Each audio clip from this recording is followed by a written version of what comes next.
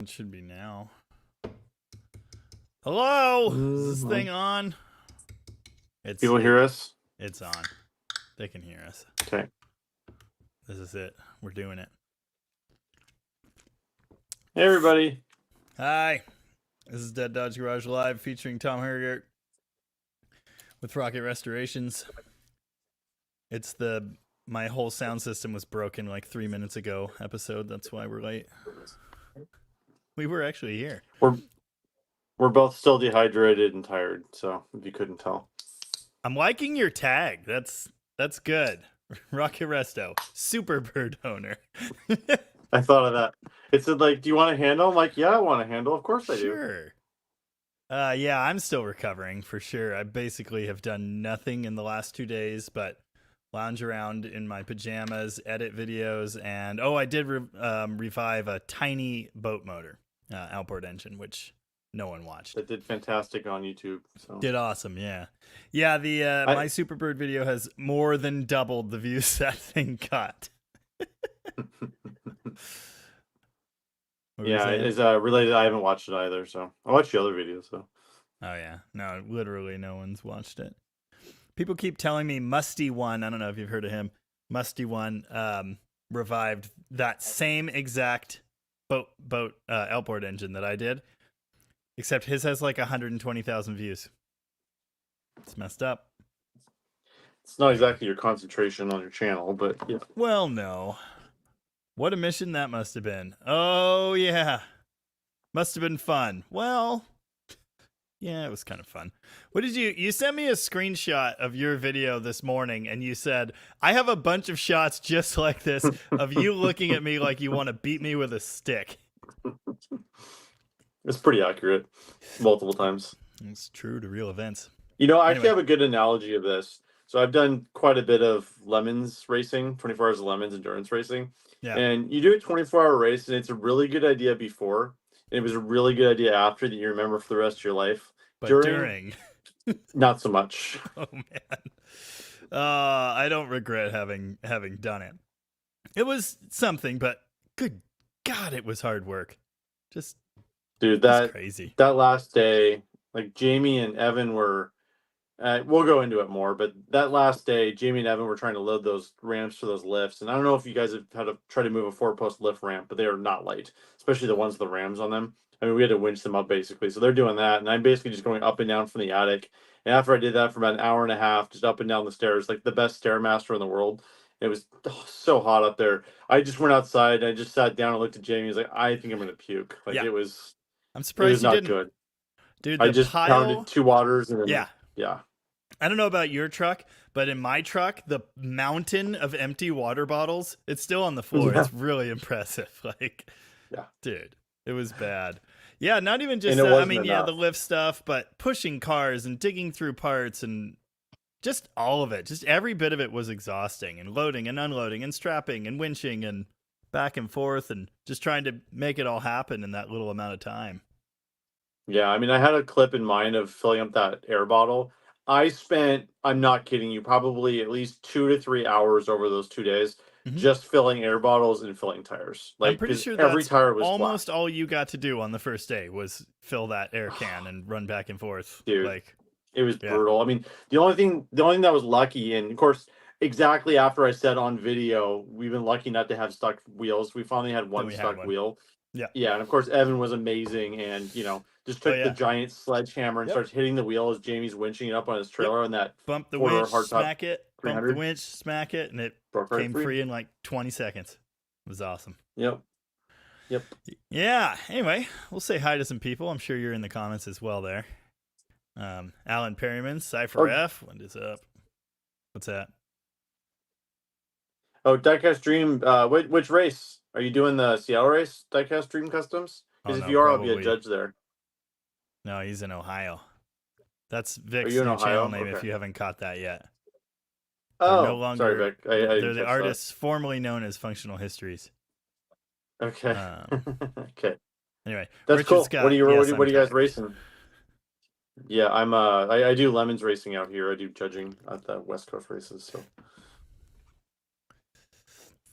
Roy Cervantes, David Corliss, my sister. Glenn Uromi, Ben Braddock, Stacy Renner, Keith Kalitri. How's it going, everybody? Rich Jordan, helping hand. A 60 Chrysler of any type is a terrible thing to waste. I agree, but that Saratoga is just so bad. It was hit hard. I mean, Dude, like really, really hard. There are no usable panels on the driver's side of that car. And there's probably no square door post to mount new doors to. And even if you got a new stub, like who knows? Who knows? You'd need a whole clip, all the doors, a quarter panel, straighten the whole thing. It's just that's a lot. It's a lot for a 4-door Saratoga. It's a 4-door, and I need a parts car for that New Yorker convertible. So that's its fate. That's what it was meant to be, and that's what's going to happen to it. When I was looking at it up there from the passenger side, and it was right up against the wall, so you couldn't see it. Oh, dude, that is such a cool car, and the patina on it, and then I saw the interior, and then I walked around to the driver's side and went, oh, okay, not so much. Well, yeah, because I went to go deliver a car at Scott's, and I come back, and Evan and Jamie had been working for a couple hours, and Jamie's like, just look down the driver's side of this, and I took a good look, and I'm like, yep.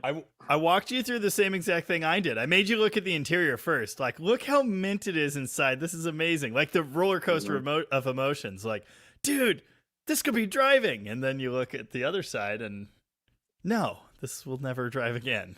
I'll tell you what, that thing, I was trying to load that up on myself where the other guys were breaking down the lifts. I couldn't do it. It was crab walking. So the one wheel was like this, the other wheel was like this. So I literally couldn't tell what was straight. So I'm bringing up my trailer and it starts going like this because I couldn't like straighten it out. There was no straight on that car. I didn't know where it was. Daryl B's parents just left Long Beach and are somewhere south of Mount Rainier. Search parties should stand by to look for a black power wagon. All right, we'll keep that in mind. Noted.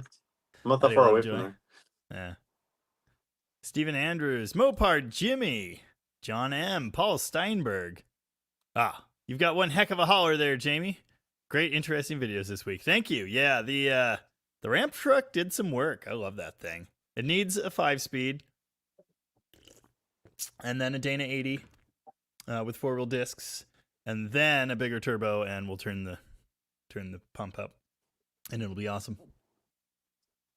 Yeah, other than the fan and a couple overheating things, it did pretty good. So it didn't really overheat. It only kind of overheated. It's fine. I can show the text messages. No, don't do that. I learned today because someone said something in the comments about gross combined weight. Yeah, vehicle and trailer, like the total you can haul for an automatic 12-valve truck. First gen automatic is 12,000 pounds, and I was like, with the lift stuff on the trailer and that little car, I was like right there. For a stick truck, it's 12,000 combined. So that's trailer, load on the truck, everything's 12,000 combined. For a stick truck, it's 16,000 with 350 gears or whichever, and then it's 17,000 with 410s.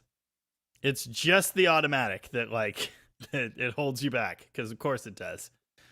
Those things were. And that is a classic example of, you can tell how the engineers thought about that when they set those ratings. Oh yeah, yep.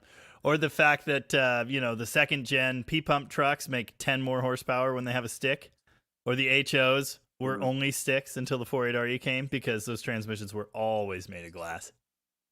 Mm-hmm. Anyway, I'm way behind on the comments, and I apologize to everybody because there's no way I catch all of them. But thanks for joining us. Appreciate that. I will be skimming through here, and I'm sure Tom will be looking at more recent comments for things that require our attention. Full Garage is here. Old Stuff Rules is here. Who are we going to get in and steer this rat-infested car? Jamie will do it. Yeah. That's so true. He just does it.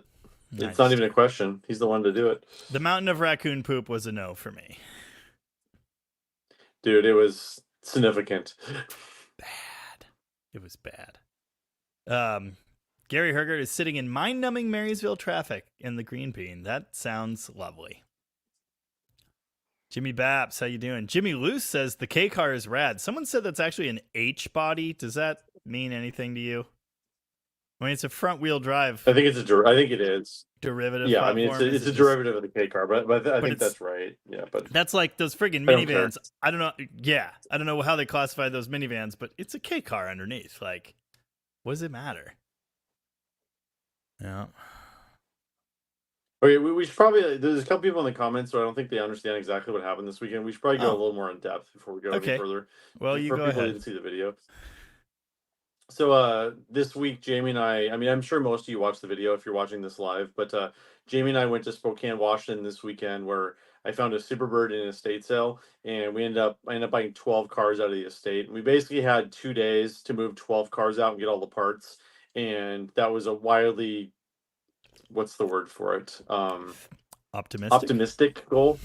And it didn't happen. We didn't have enough time, so we had actually ended up to be there an extra day. So luckily, my friend Scott over there, Scott Smith, lives over in Spokane, so he let me store the cars over there. So we brought 3 home, brought the other 9 over to Scott's. Now I got to figure out how to either sell them or get them home. So, and it was about 90 degrees every day. There was a huge attic that we had to get all the parts out of with a 20-foot staircase that was almost vertical and then only about 4 feet wide. And it was quite the adventure this week. So if you guys haven't watched the videos, Jamie did one that's Try better 2 than mine, feet. which it always is. And then, yeah, Try yeah, 2 feet. I can Not fit good. yeah, probably 2 feet. I could fit a Costco bin down it. That's how wide it was. One of those black and yellows. But yeah, it was very hot, very tiring, and Jamie and I are both exhausted. But if you haven't watched the videos, watch Jamie and my videos on them. They're pretty entertaining, I think. So Highly recommended. There was so much happening. It was insane. And you kind of get a feel for that from the video, but there was so much stuff that like we just couldn't film because we were hustling to try and do all this. Like what you see in the video dude, is I could have done barely a 2 hours sampling. easily. Yeah. Yeah, Yep. I mean, I could have done so much more video, but we didn't have much time. Like, I had to be back. I told my wife I'd be gone 2 days, and I ended up being gone 3. So, and Yep. just had to get back. So, yeah, Yep. Yeah. and we're all about to die anyway because we're of exhaustion. But yeah, It was bad. Have you sold any of the cars yet? David Corliss wants to know, and I know some of the answer to this, but yeah, the 2 Imperials, the 73 and 75, I sold to a buddy in Montana. I haven't sold anything 65. else yet. I have several people interested in some of the cars, but honestly, I haven't even had time to process. They want to know if there's titles and stuff, and most of them have titles, but a couple didn't. Scott from Heaven's Mopars, who's on here a lot, he kind of started the Stone Soup project. He lives like 2 miles away from Scott's house, so I'm trying to pawn off some on him. So we'll see what happens. Because I don't want to bring 12 cars back here. I just don't. So it's a No. 6-hour drive each way. I'll bring a few back, but I don't want to bring all of them back. I would be so excited about hopping over there for another like half a day and bringing a car back if it wasn't 6 hours each direction. It's a problem. Well, and it was closer on our way back. The Oh traffic God. was awful. Well, And that yeah, was like we're used to that on summer weekends in Seattle. Like Friday and Sunday traffic's horrible, but now like Thursday traffic's as bad as Friday traffic. I mean, the line that Jamie skipped in his video, I sat in that line. It took me an hour to go 2 miles to get to the highway. It was almost 7 hours home that day, and it should be a 5-hour drive just because of the traffic. Yep. A bunch more people hopped in and said, "Hey, Dalton Sparks, Rooster, Donnie is here. Happy still your 40th birthday, Donnie." Happy birthday, Donnie.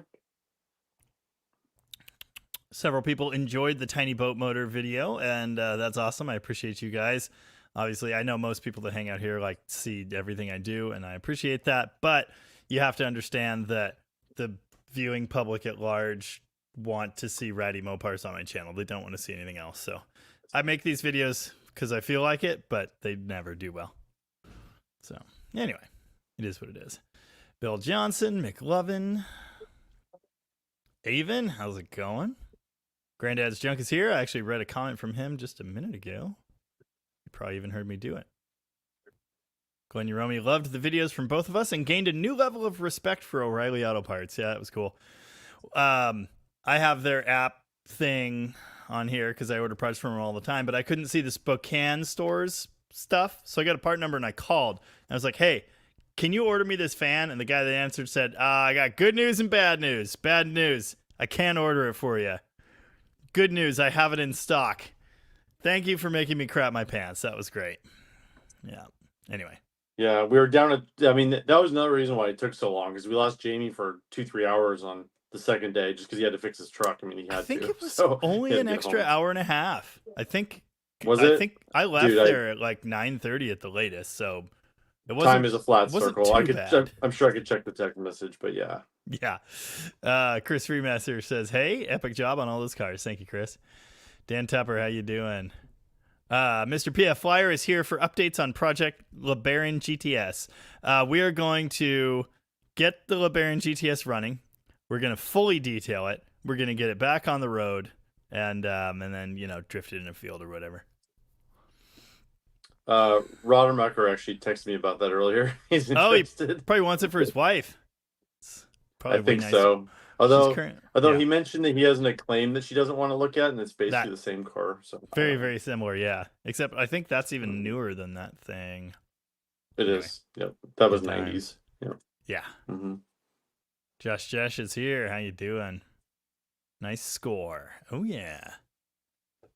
Andy. Thank you. Yes, we tried.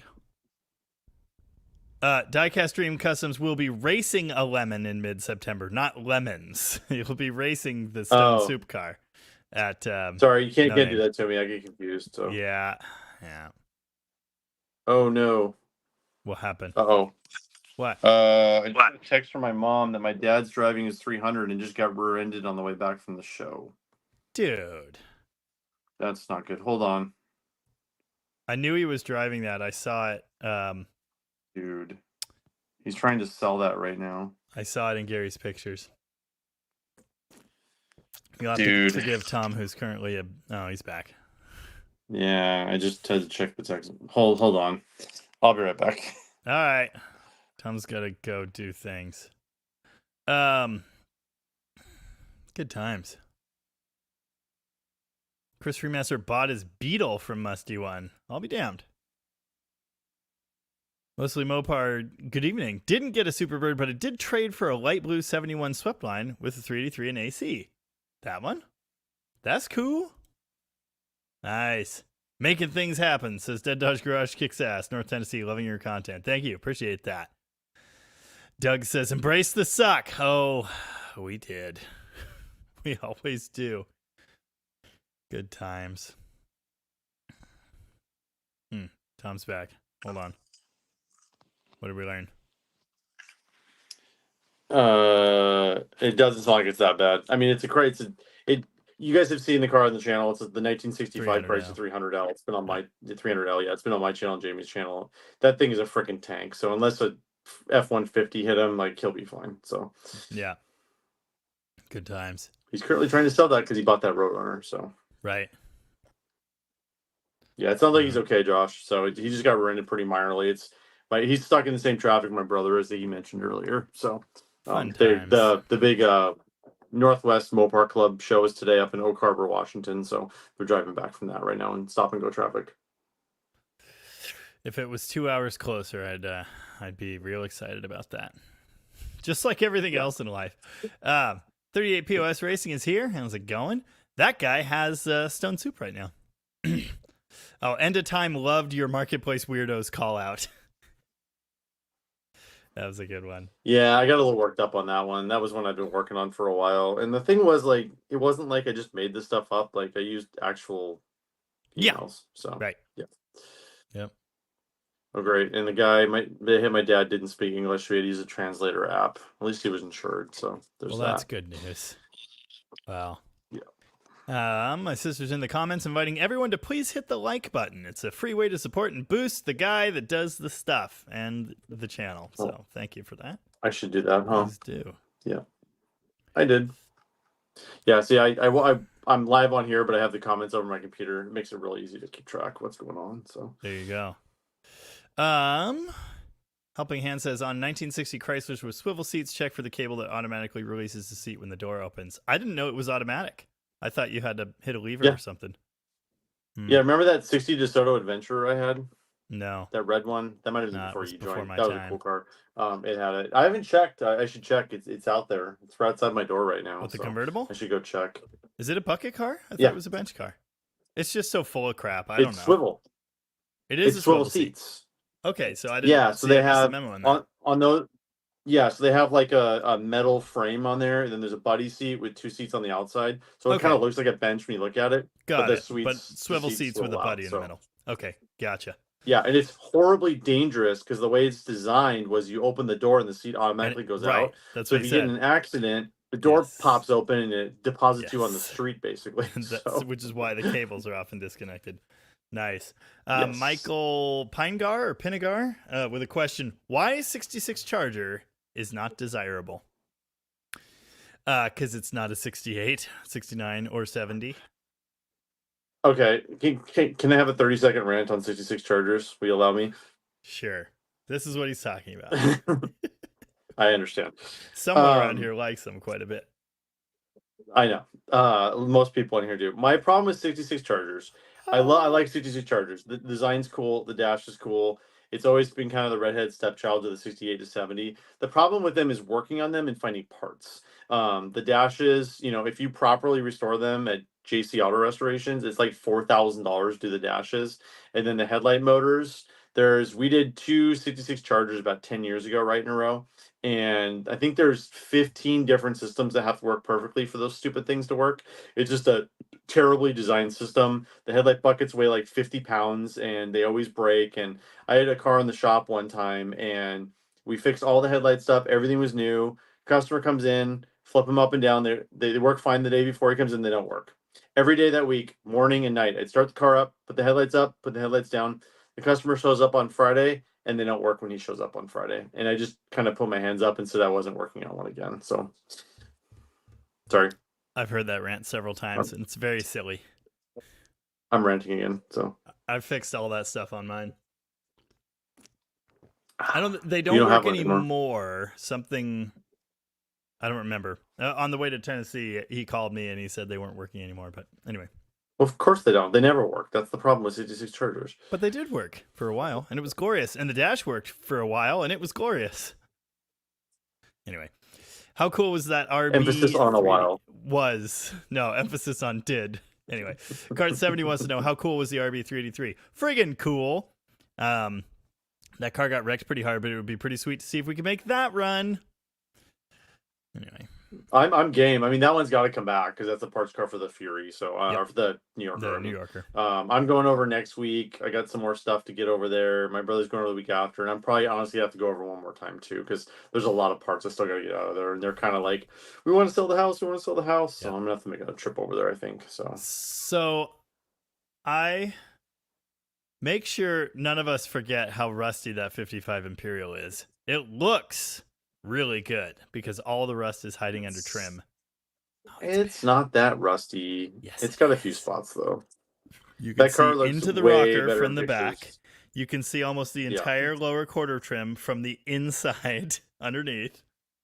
I was just thinking about that because I was looking at pictures and drooling over it again, and then I was like, oh yeah, I put my head under there, and like the car's it's pretty rough actually.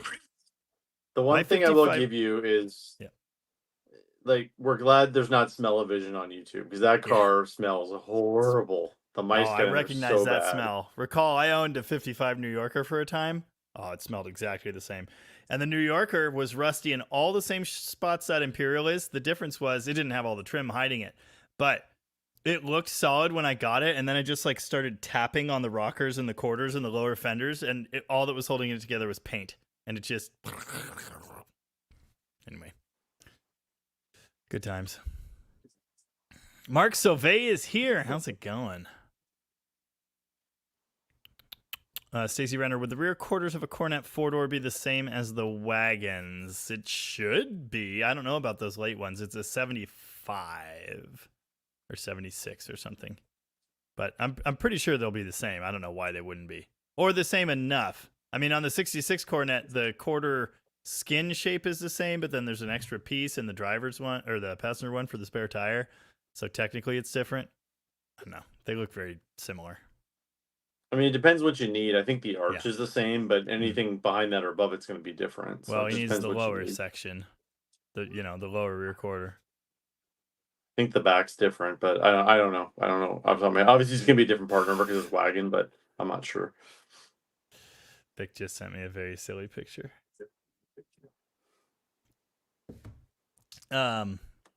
Rick Stotts wants to know if I'm going to Sunbust. I don't think so, Rick. I went to Woodburn, and I think I'm Mopar Car Showed out for the season. I went last year, and it was cool, but once again, like, I hate traffic, and I hate going places that require dealing with traffic, especially in like a loaded truck or a cool old car. Like, it's just terrible, and it'll probably be hot and miserable, and I don't have air conditioning, and I still need a radiator for the Charger, which is what I'd probably want to take. So yeah, probably not. And your Cornet wagon sitting at my house with a flat tire. It's not flat, Yeah. but it is ballooned really bad. Mm-hmm. Nice. Oh, Dart Dude 408 was watching the Superbird video till he saw we were live. This was some time ago, by the way. My 8 3/4 is a leaky butt. Any tips to help seal it up? Well, if it's leaking from the pinion, which is common. Oh, Tom deleted himself. Nice. Pinion seal's common. Gasket's common. Yeah. If you want to get bashed, call a PT Cruiser a K car in disguise. Dude, it's not far off. I mean, they're not the same, but there's a family resemblance underneath, that's for sure. What did you do? I don't know. I hit a tire. I hit a button and it freaked out. So don't worry about it. Nothing to see here. Nothing to see here, folks. Richard Scott, there's no way that entire collection of other cars is worth the Superbird. It's just not even close. But it's not even close. It's not even close. But you know, every little bit helps. So I was really hoping some of those other cars would be nicer, and they unfortunately aren't. Most of them. So. No. Yeah, Reinhardt Ram Truck did fantastic. Super proud of that. I love that thing. Big Mike's Hoopty Barn, how you doing? Jordan is back to catch another stream. Haven't been in a couple weeks. Yeah, Rest Beaters. I didn't see a single busker or any other unhoused people on that trip. But I do have a cattle bar for the Ram Truck I haven't installed yet. Yep, it came with one. The Bean is here and loved all the videos this week. What a treasure it was to buy that horde of cars and parts. Yeah. Big Mike's son works for O'Reilly. Yeah, sorry. Go ahead. I just got a message from Vanessa, who runs 5 Points Parts. She said the quarters are totally different, so they're not going to interchange. So thanks, Vanessa. Appreciate it. I wonder if it's a group text. Those quarters are definitely different. And sweet hat, Jamie. Oh yeah. Wait, hold on. God, the lighting is terrible. You just can't. It's not there good. You go. There you go. Yeah. There you go. Point Parts. Mm-hmm. I'm a sucker for a trucker hat. She's got some good ones. Mm-hmm. Yeah. Mm-hmm. She does. She does amazing merch. Oh yeah. Big Mike's son works for O'Reilly, so he gets the employee discount. Yes, it's only it's immediate family only, and it's a very good discount. There was a time I was going to quit when I worked at O'Reilly, and my old manager took me into the office, and he was like, "This is a list of everything you've bought in the last month, and we could do the math on this. You've saved like $500 in parts working on all your cars in the last month. So you might want to take that into consideration. You know, you might be getting a raise at this other job, but anyway." John M wants to see more of your dad's Roadrunner. It's gonna happen. Yeah, we're gathering parts. I think we found a front end. A friend of mine up north has one, so I think we got most everything there. Still need to find a steering column. I just want to have everything ready to go when the car comes in, so it's not sitting here for weeks. So we'll just do a whole front K member drop and do a lift drop on it, because that's by far the easiest way to do that. So nice. Ray says that 2-door Newport was a good one. Yeah, that's a cool car too. I like it. That was a clean car. Needs the seats from that other one. Yep, that's probably what's gonna happen. Old Stuff Rules felt bad for us up in that attic. I don't know if it was 120, but it was hot. Mm-hmm. Tom was up there more than anyone else. My back still hurts. I couldn't really even stand up there. No, I could right in the middle. No, Glenn, the original engine was not there. The original engine's gone. The original numbers 4-speed is there. And so we're going to put in a different 440 HP. So I'd like to know your guys' opinion. So we have a few options here. I've got it came with a 69 non HP 440, which the guy built and put a bunch of care into, but that's a completely unknown motor. It's been sitting forever. I mean, he built that probably 20 years ago. I've got a running 69 440 HP here, and then Trev, who works here at Rocket, good friend of ours, he's got a 70 440 HP. That's about a month late for the car. But he told me Friday that he would sell it to me, and I think that's probably what I'm going to do. It's going to be kind of expensive to buy that from him, but I think it'd be nice to have the right date coded motor for it, so the right year. And it's a runner, so we could just throw it in because we are definitely going to see if we can get this thing running. I mean, like, it's I don't want to make this all reality TV BS. We're not going to lose the shop, but like Jamie and I talked about this a lot on the trip, and we are going to spend a week. I don't know if Jamie can be here all 5 days, but Jamie's going to probably be here for 3 or 4 days of that week, and we are Yeah. going to get that thing running. Or bust. Yes. Um, I mean, it may not be running well, and it may not be totally together, but we're going to get it running. So it's gonna happen. David's here, and he has a great comment. Marketplace Weirdos reminded me. I now read Tom's videos comments, and people are still saying the same stuff. To which I say, Tom sent me this screenshot earlier. Sell it to Today! Graveyard Cars today, today, just today. Did you respond how I told you to? I didn't. I tried Watch to be my polite video on from comments. last Sunday. Dude, You know what though? I kind of had an epiphany after that. Where like I kind of want to be that guy. Like, can I get famous enough on YouTube where people are gonna be like, "Hey, you should sell it to Rocket Restorations"? I think that'd be a good place to be in my life. it could happen. I used to be that guy around here. People would see that I had. Wow, my camera's still not refocused. It'll come back eventually. Because I always had like 3 or 4 darts at my house and the charger and everything. And so anytime I would drive a Mopar to O'Reilly, people would come in and say, "Hey, there's this guy over there by the park with all these Mopars. You should check him out." I was like, "Dude, that's my house." Anyway, camera, hello. I don't know. I'm just in soft focus now. It's nice. My Superbird video has 9,400 views, which is good, but the Roadrunner video actually did better than that. So, yeah. Yeah, I've picked up over 100 subscribers today, which is good. You're welcome. I like getting subscribers. You're welcome. I shared your video, but that's where they're coming from.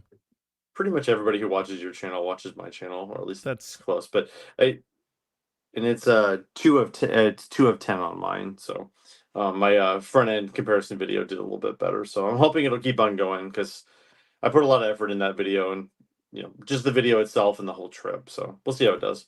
someone just commented on my car, on my video, and called that gold car a LeBron.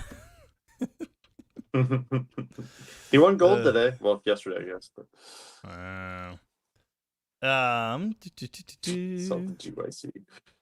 Moparts 52 was just in Spokane and wish he'd been there at the same time. He would have loved to help us. Nice. And making things happen, so who I saw another comment from a bit ago. Just got a 65 Dart 270 6-cylinder auto. I've been watching for your turbo 225. Nice. I still don't have a turbo in hand, and it's actually a 170, not a 225, but same difference. Yeah. Jordan said, "Congrats on the Superbird, Tom. Recently got myself my first Mopar, 66 Cornet 442 door project." Yeah, I think we talked about that one. It was pretty crusty, wasn't it? Still, I love those cars. Those are great projects because they're still very affordable. They're a really good platform. It's the same as a 68 Roadrunner, basically. It's the same platform. So those are great little cars. What are the plans? There's no 66 Buick. What do you mean? Tridy Mub. Yeah, Cody here from Canada. I just watched Jamie's video on those cars you grabbed in Spokane. What's the plans with the Imperials? The 65 and the 73 are already sold. There is no 66 Buick, so I'm not sure which car you're looking at, but yeah. Yeah, the 55 Imperial is probably going to end up back here, although Scott Heavens Mopars expressed some interest in it, but that'll probably just end up back here because I need to get that thing cleaned up and running and then figure out what I'm doing with it. I'd very much like to do that. The people want to see it. I thought about buying it, but dude, I don't have anywhere to put it. This is a problem. Chat? Trev just came in here. Yo, Trev! What up, peeps? I'm on How's it live going? with Jamie. Oh, live with Jamie. Sorry. Hey. Yes.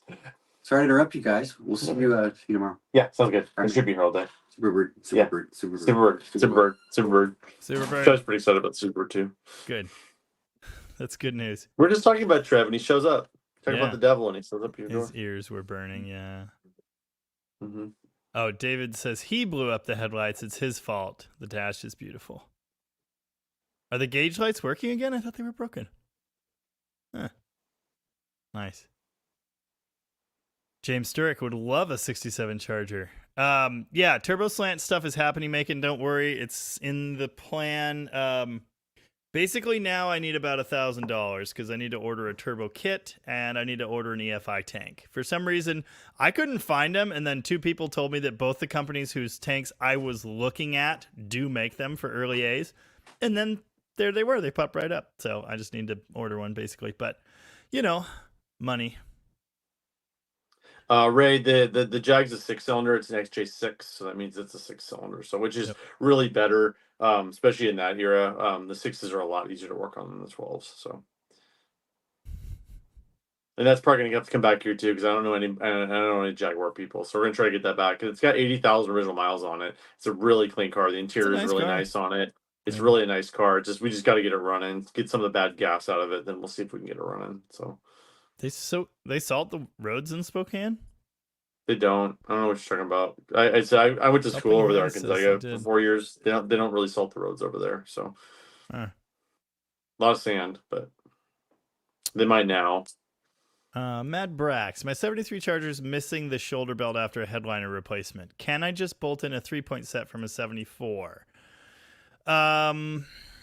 Those factory 74 belts are terrible. If they're factory ones, the retractors always stick and do dumb stuff. I hate them. They are safer, but they kind of suck. The original ones anyway. And they're ugly and they're not right for your 73. And I don't know if the anchor in the roof is the same or not. I can't tell you that, but I can tell you that in a 2-door, that piece goes farther back. It doesn't go up here. It goes in a different position. And so 74 panels have like a hole in them for the retracting part of that. So I wouldn't do that if I were you. It's like way too much work. Tridy Mub, yes, that is my Rick for 003, which I was going to play for the intro because I thought Tom was going to be late. But then he showed up, and then we were both late. And everybody, don't forget to like the stream too. We got 212 watching and only 123 likes. So don't forget to like the stream. It helps do stuff with the. Thanks for being here. We might even get to your comments and questions. We're catching up. HDF2 says the K car would be the ultimate sleeper with a 440 under the hood. You're not wrong. People have told me to do that kind of thing before, but I just have no interest in it. The one I do have interest in is building like a period body on frame gasser of some kind and putting a PT Cruiser body on it. But by the way, Jamie's Ram truck is perfect for a K car. Like, perfect height, perfect weight, height. It fits on the perfect way. Put a friggin' blown big block in it, I guess. Solve most of your problems. HDF2 says sleeper, 440 under the hood, so no blower. But anyway, Josh Yesh reminds me I will soon have money. Yeah, that's true. Can't really. David says can't really put a big engine in the K/H body without building a full cage and frame. Yeah, I believe it. Nice. Grindhouse Project. Hey, Jamie, thanks again for signing my 72 Fury. I already forgot and found it again when the sun blinded me. Hold on, it'll come to me. Hang on. Gabe. That's pretty good. Gabe. That's it. Thanks. Happy to help. I'm glad that happened. Speaking of leaky 8 3/4, guess who's doing brakes and seals on a 66 Charger? I bet it's you. Better you than me. I thought I did the rear. No, I never did. I did one wheel cylinder on the back of that car, I think. Yeah. Tom, are you going to put the bird back to white? Not me personally. It's just not worth the time for me to do that. So we're gonna try to get it running. I will say to everybody, I do have a customer pretty interested in it, and if he ends up buying it, we'll get to do the restoration. So, but we're gonna have a lot of fun with that. Even yeah. if that happens, we're gonna have a lot of fun with that before that happens. So, Yep. Looking but forward if to I'm gonna it. keep it, yes, it's gonna go back to white, but it's not gonna happen anytime soon. I'll be honest with you. So, Classic Dude Mike with a comment about other channels with shiny, fancy parts that they got from big name companies. Yeah, you'll notice we don't have any of that over here. But I'm not going to say anything. They seem like nice people. Ben Braddock says Turbo 6 Superbird. I did entertain the thought of putting it in a different car that it definitely doesn't belong in.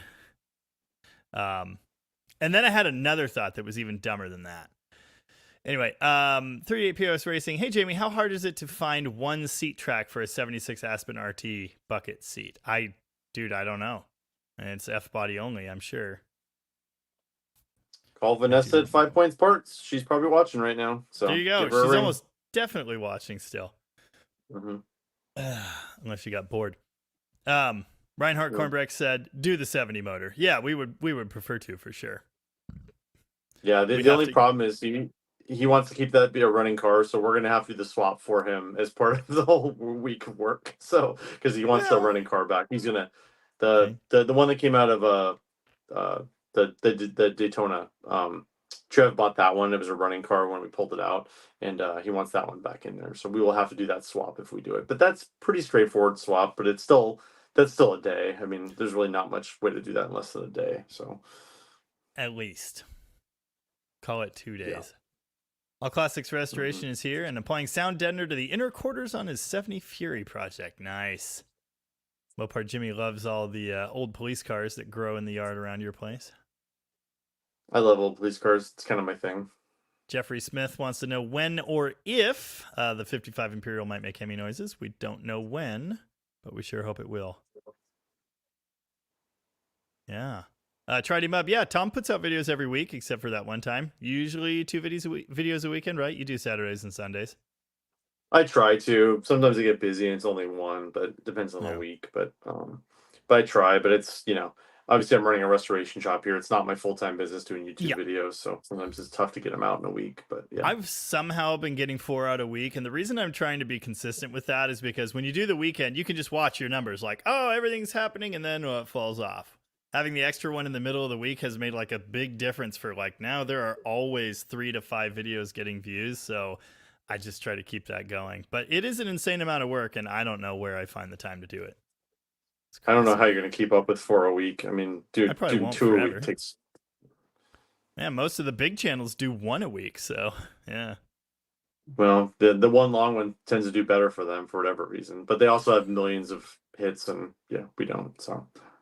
Mike Arrington, how much work will it take to drop an early 70s truck cabin bed on an 05 2500?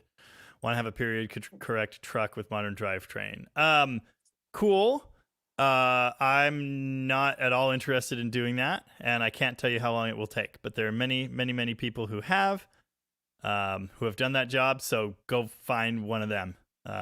Yeah, there are a lot of builds like that out there, but that's just not what I want. I either want my new truck to be a new truck, or I want my old truck to be an old truck. McLovin, he sent me a screenshot of this too. He had a guy last night who told him his 4-door Valiant's only worth $500 max. Yeah. Oh, Jordan found a different, slightly less crusty Cornet to buy. Nice. Awesome. Nice. Dude, apparently in my Charger, the power pack was never the problem. It was the wiring at the headlight switch. I'm amazed by that. Anyway. It's a lot of juice going through that wiring, so. It is. Yeah, it is, now that I think about it. Glenn Uromi says both of the seatbelt retractors in his 74 are broken. Definitely junk. Yeah.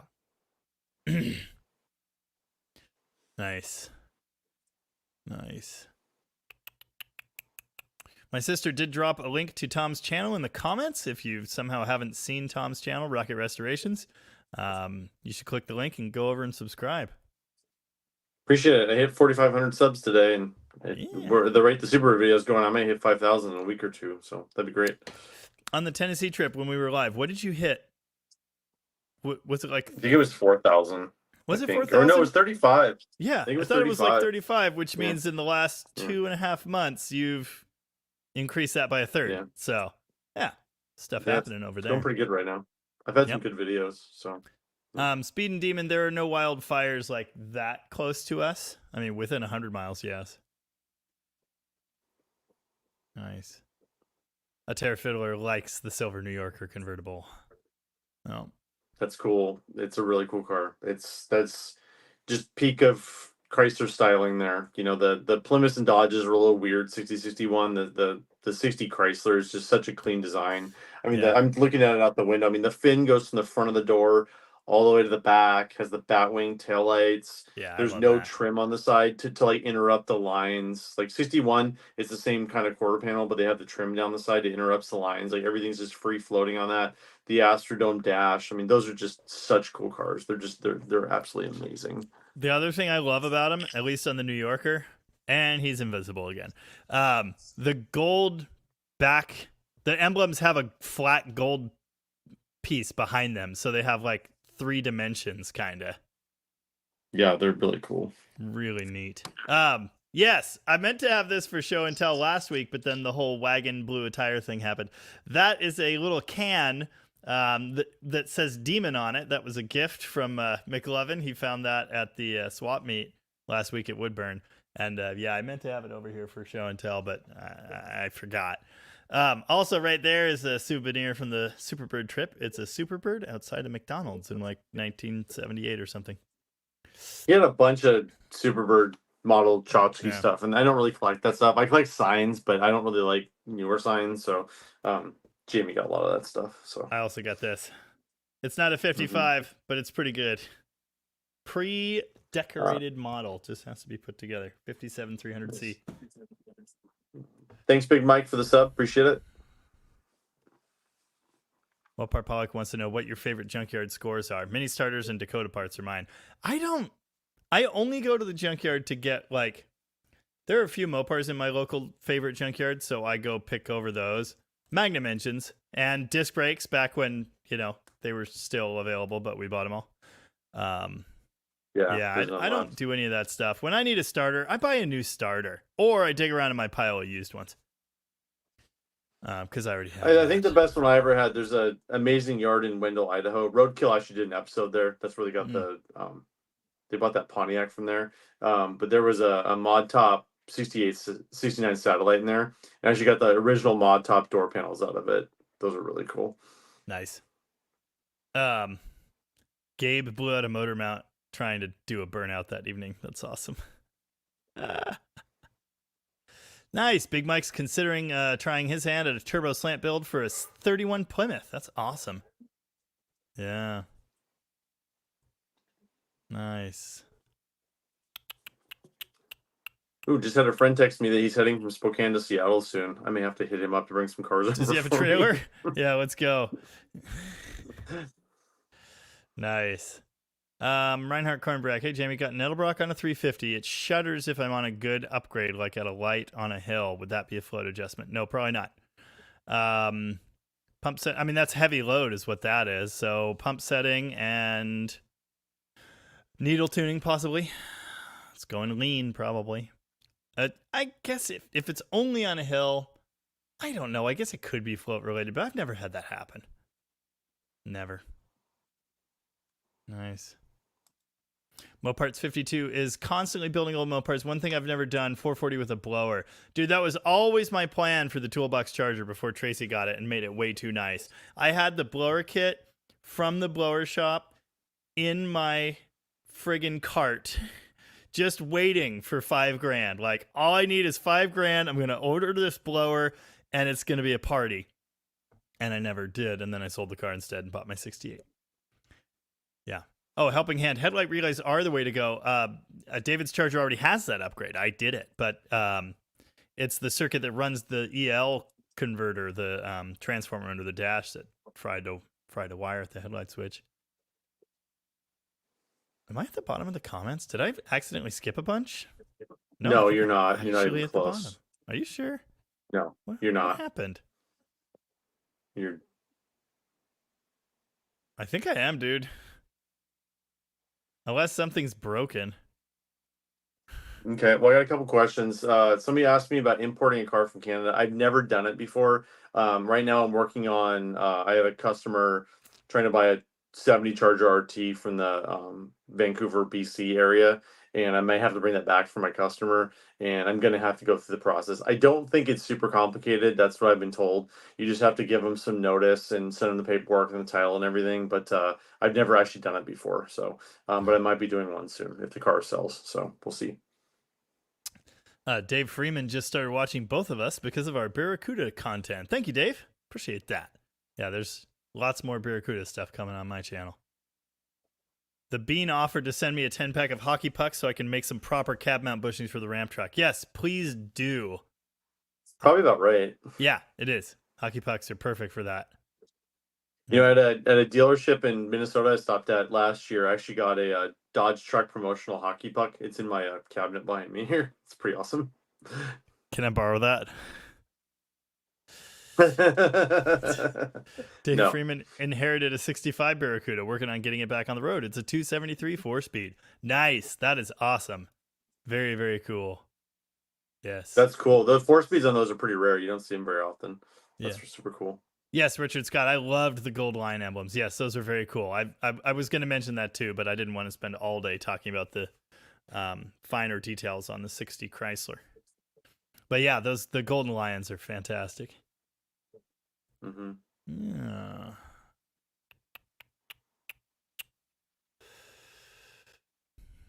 All Classics got a busy weekend coming up. Carolina Region Plymouth Owners Club show and a Sega race.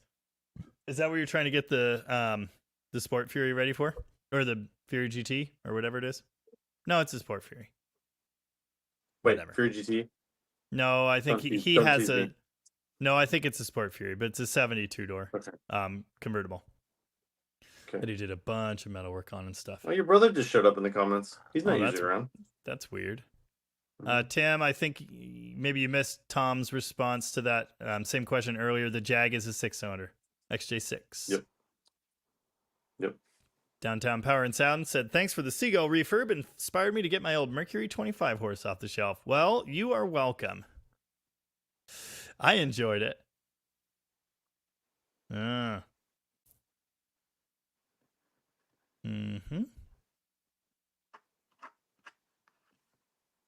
I feel like I must have missed a bunch of comments, but I don't think I did. I think you did. McLovin just asked me a question. How's the new car sales business? It's going pretty good, though. I'll tell you what, the market's pretty soft right now. I've had a few stuff listed and not much is selling, but it's just nice not having to transfer titles and wait a month to get the title back and pay sales tax. It's pretty nice having that freedom. So is that the really rusty 69 Charger that was sold to the dealer, and I just sold the weapons carrier that Jamie and I did the video on the 4th of July that no one watched. You sold it? It just sold on Hemming. Oh. Yeah, it sold on Hemming's auctions. I thought you knew that. No, Yeah, I sold. forgot it was closing Friday, right? Ending Friday. Yeah.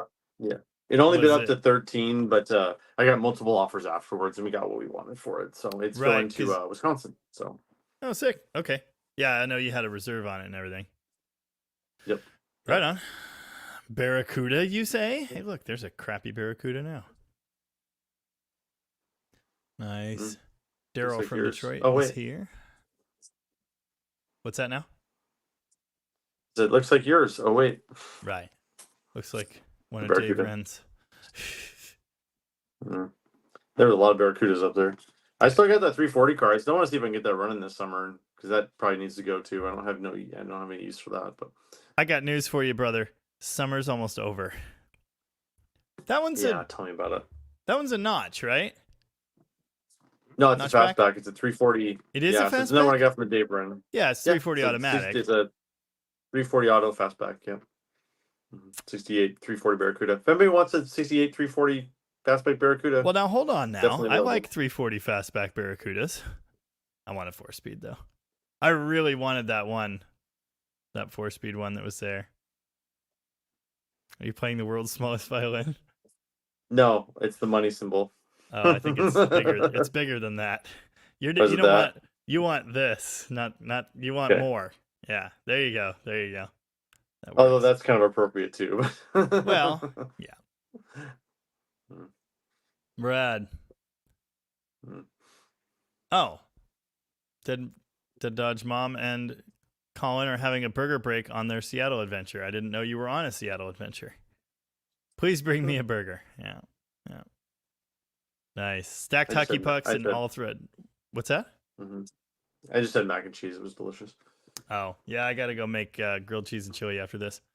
Russ Peters Derelict said stacked hockey pucks and all thread were the go-to body lift when rednecks were putting Camaro bodies on Blazer frames. Dude, in Spokane, like 4 blocks from Scott's place, when Mitchell and I were on the way back from O'Reilly with the fan and coffee, I just happened to be looking to the right, and I saw the tail end of a 70 or 71-ish Chevelle, and it was on a truck frame on big tires, and it looked awesome.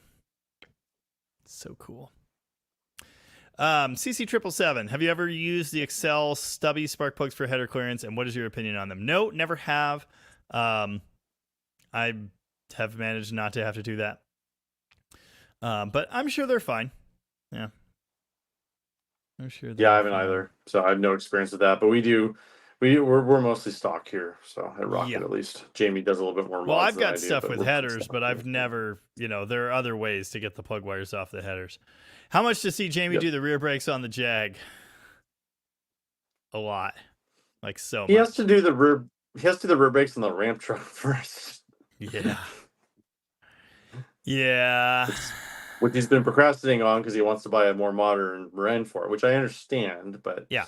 I want a dually Dana 80 second gen axle from 01 or 2 with a ideally with the highway gears, 354s or whatever.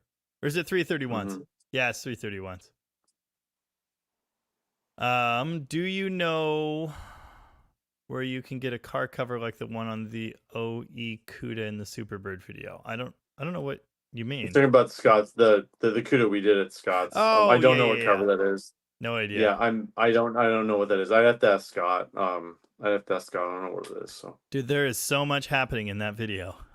I don't even know anymore. dude, like, I mean, we each could have gotten easily an hour more footage if we had another day, but we just didn't have time. We were just trying to get everything done as quick as we can. I just got a text from the estate guy being, when are you gonna get the rest of the stuff out of here? I'm just like, ugh, I gotta go back over. Yeah. And I the basically bean. bribed Jamie with a lift to go over there in the first place. So Yeah, you're gonna I have think to he's bribe gonna me with do another lift to go over again. it. The bean with a question. So it seems boost from any source has a real chance of detonating your engine if things go wrong. Sure. Yeah. Which is the safest option? I would probably say nitrous because you're adding fuel and nitrous together.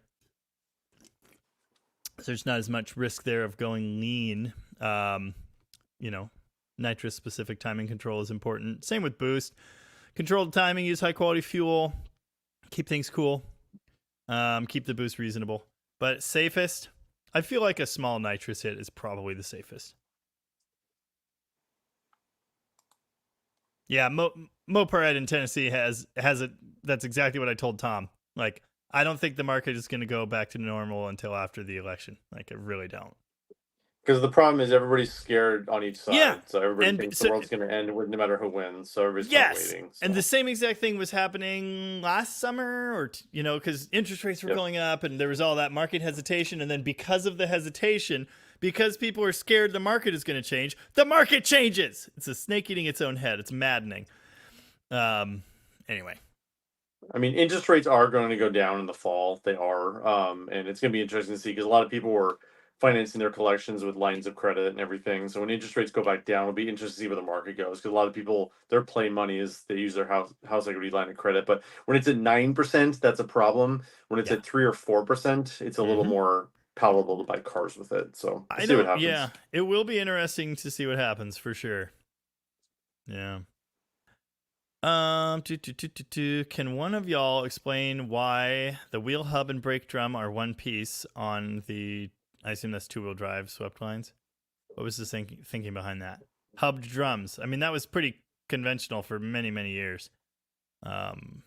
That's kind of what they did. I mean, the tapered Yeah. axle is the same way on anything 64 and early Mopar, so it's just how they did it back then.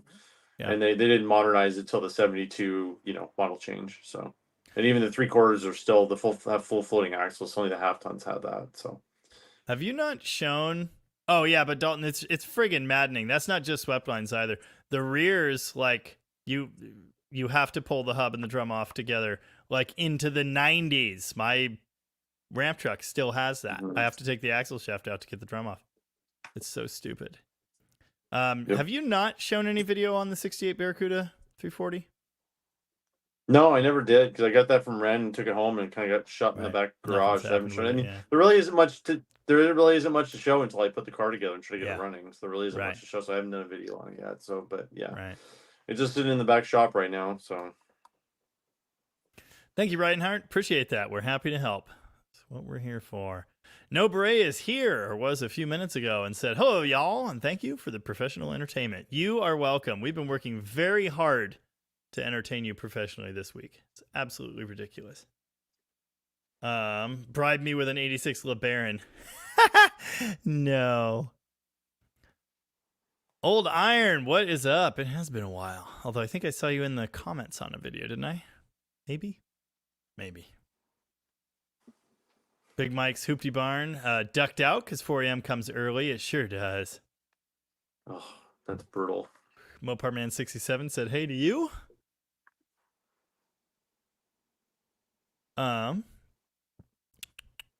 Bill Johnson, Jamie, prepping for Magnum swap. Seems like drive shaft U-joints are larger on the 318-71 Cornet than on the 98 Ram 1500. No, I don't think that's right. I thought the Ram truck ones would be bigger. We've done this before. I think, yeah. Anyway, no, the 904 yoke does not fit. I'm not even sure the 727 yoke is the same. I can't remember. I've done this at least twice now, and you'd think I would know that, but I don't know. But I know the 904 one's different for sure. Yep.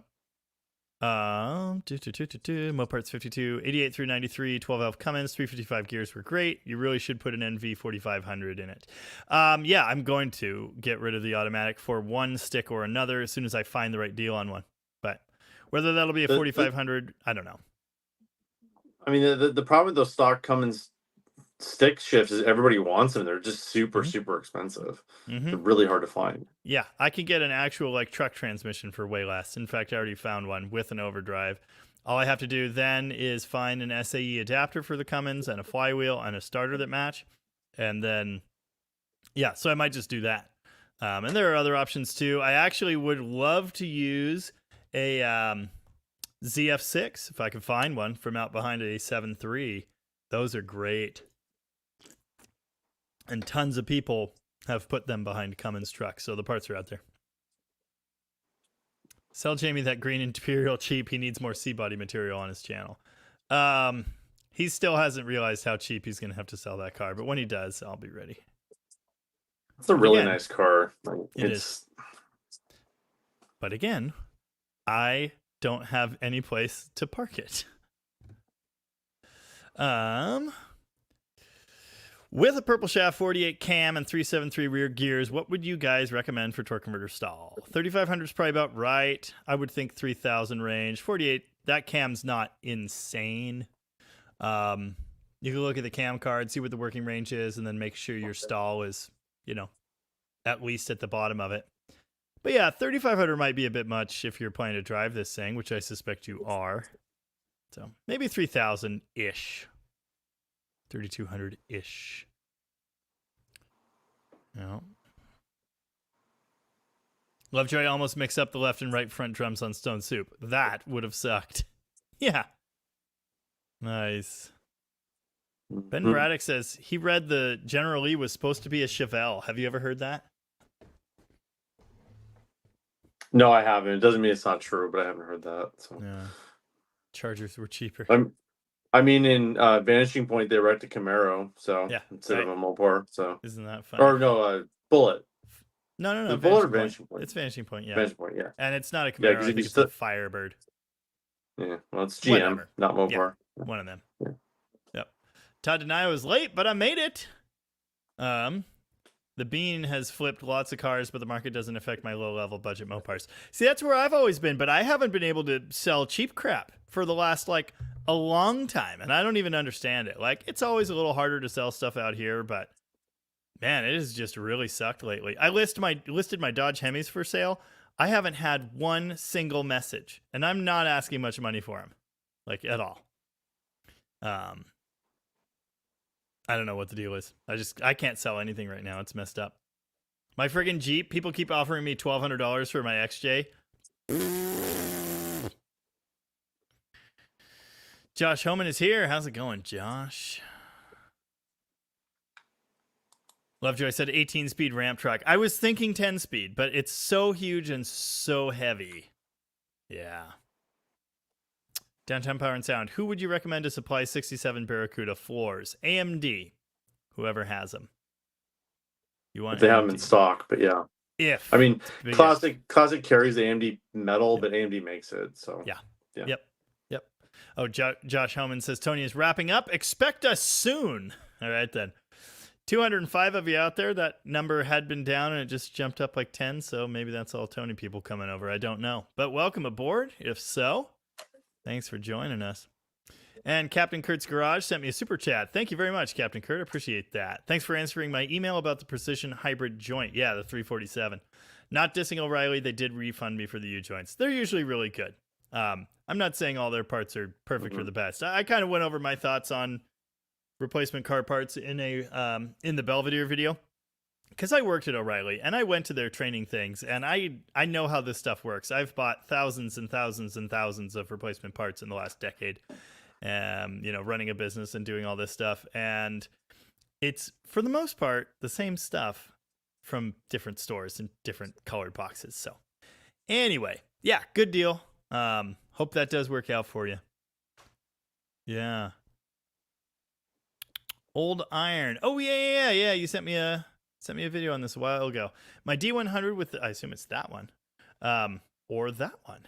My D100 with the slant, you said sounded like bunt, turned out to be a slant 5. Nice. Burnt valve, I think. So usually, yeah, that just does all kinds of bad stuff. Would it be easier to swap the head or swap the whole motor? I mean, the head, but. How bad's the motor? Is the bottom Yeah, end okay? that's You have oil right. pressure? What's the compression in the good holes look like? Yeah. Yes, I know you were joking, Lovejoy. Yeah, I was thinking 9-speed, 10-speed. Got some ideas on that. Alan Perryman says I can park anything I want at his place. You will regret offering that. I promise you will. That AMC guy says nobody has any money right now. Sorry, go ahead. I mean, I'll tell you what. Like, I talked to a lot of people. I talked to a lot of customers. There's plenty of money around right now. Just people are being cautious with it. Yeah. So No, I don't think that's true at all. That's what I was going to say. Yeah. McLovin, yeah, that's a pretty cool car, that Coronet cop car. I'm probably going to list that pretty soon. If anybody's looking for a cop car, because I kind of come to a crunch at the end of the summer where I'm trying to get rid of like 5 or 6 cars because they all go outside at the end of June when the rain stops. But then once the rain starts, I don't want to put my nice cars outside. I mean, like my 6-pack Roadrunner is sitting outside right now, which is not good. So I try to get rid of a bunch of cars at the end of the summer so I have room to park them all inside when the rain starts hitting for 8 months in a row. So I'm going to be selling a few cars here pretty soon because I got to clear out. They got to thin the herd a little bit. So yeah.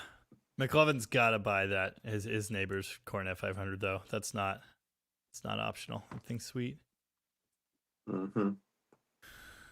Yeah, I'm at the bottom of the comments. It's crazy. We did it. Mopar Pollock. I've been there before, LeMay, and it's a really cool museum. It'd be cool to do a tour of that. The problem is we both run Mopar channels, and it just that won't. I mean, it'd be fun to do, but the video wouldn't do well. So, Yep. So that's probably. I mean, I did one of the Brothers collection a couple years ago, and I'm trying to get back down there. I had a random customer stop by with a fender tag from a Hemi Challenger he owned in the 70s, and the car's in the Brothers collection now in Oregon. If you don't know what the Brothers collection is, it's basically the coolest collection of cars in the world. It's cool. Amazing, and it's in Oregon. I did a tour of that, so like I might go down there. I might do another one of those because there's a lot of Mopar content there. There's a lot of Hemi cars and stuff, but the LeMay Museum, there's only a couple of Mopars there. So if I did one, I don't think anybody would actually watch that. So I probably wouldn't do that. Yeah. Russ Peter Steroic said 2-speed rear from an F500 600 would give you the choice of a 538 or 390 rear gear. Yeah, see, and I know that, and I looked into 2-speed rears. I don't need anything like a 538. I don't even need 3.9s in that truck. I need a highway decent gear. So yeah, I won't be doing a 2-speed. There's for what I'm going to be hauling, like what I hauled on that trip is the most that truck would ever be pulling. There's no reason to do anything more than that. And it wouldn't be legal anyway, most likely. So I'm not going to do that. I just need a 6 shift that can hold some extra power. And that'll help mileage. That'll help takeoff. That'll help hill climbing. That'll help everything. I've been shopping for one for quite a while. Just haven't found it yet. Jeff Keller. Hello, ADD King. Who are you talking to? Which one of us? Hey, Jamie, I ADD. Jamie's way worse than me. So. Sup. Ricky5353 wants to know who loves Gen 2 Barracudas. I love them. I got like 4 Hot Wheels ones up there. I'm a C-body guy. I'm 6'5", but I appreciate a nice fastback Barracuda. So. Yeah, we know that about you. You've never been the hardcore A-body guy. That was always my. Yeah. I had a daily driver Duster out of college for a couple of years, and it was great. It was this snakeskin Scott 74 Gold Duster slant 6. It was a great little daily driver, but I hit every time my hair got this long, my head went to the ceiling. So it's just like, Yeah. I mean, I'm almost 6 feet tall, but I fit in A-bodies fine.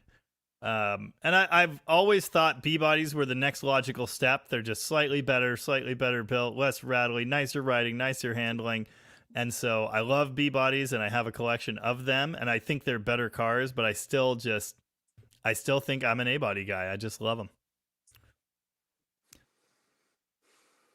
Apparently I missed Lovejoy calling out Diecast Dream Customs and Vic's retort. No, I have not seen it. I'm going to have to go track that down. Yeah, I didn't see that either. Awesome. Dr. Art is here. How's it going, Dr. Art? I need to get some computers in the mail headed your way. I'm failing to do anything this week. It's a problem. Anyway, well, I wiped you out for 3 days straight, so like literally and figuratively. Still wiped out. But yeah, Dr. Art says I need an Imperial as a daily. Well, need is the wrong word. Matthew wants to know if it's worth swapping his ball and trunnion driveline for a conventional U-joint. Well, you have to change the transmission too, which is a lot of work. And if you want your factory shifter to work, you need a 65 transmission. That's 65 only. My friend Dave with the Studebaker has a Dart that I'm going to be doing a naturally aspirated slant 6 build for, which I really need to get off to the machine shop. That's another story.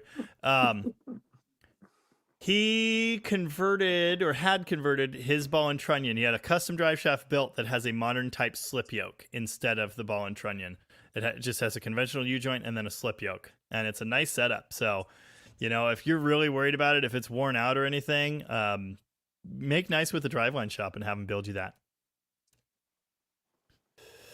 Mexican Spec, how's it going? 214 of you out there. So Tony's definitely done for the evening.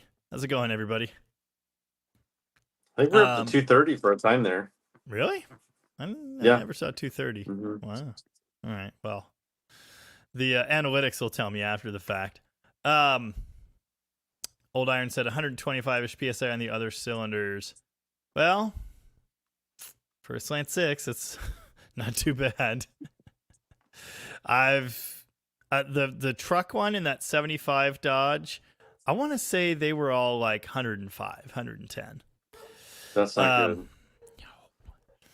good. Glenn Uromi asked about the story of the family you bought all those cars from. I don't know how much of that you really have.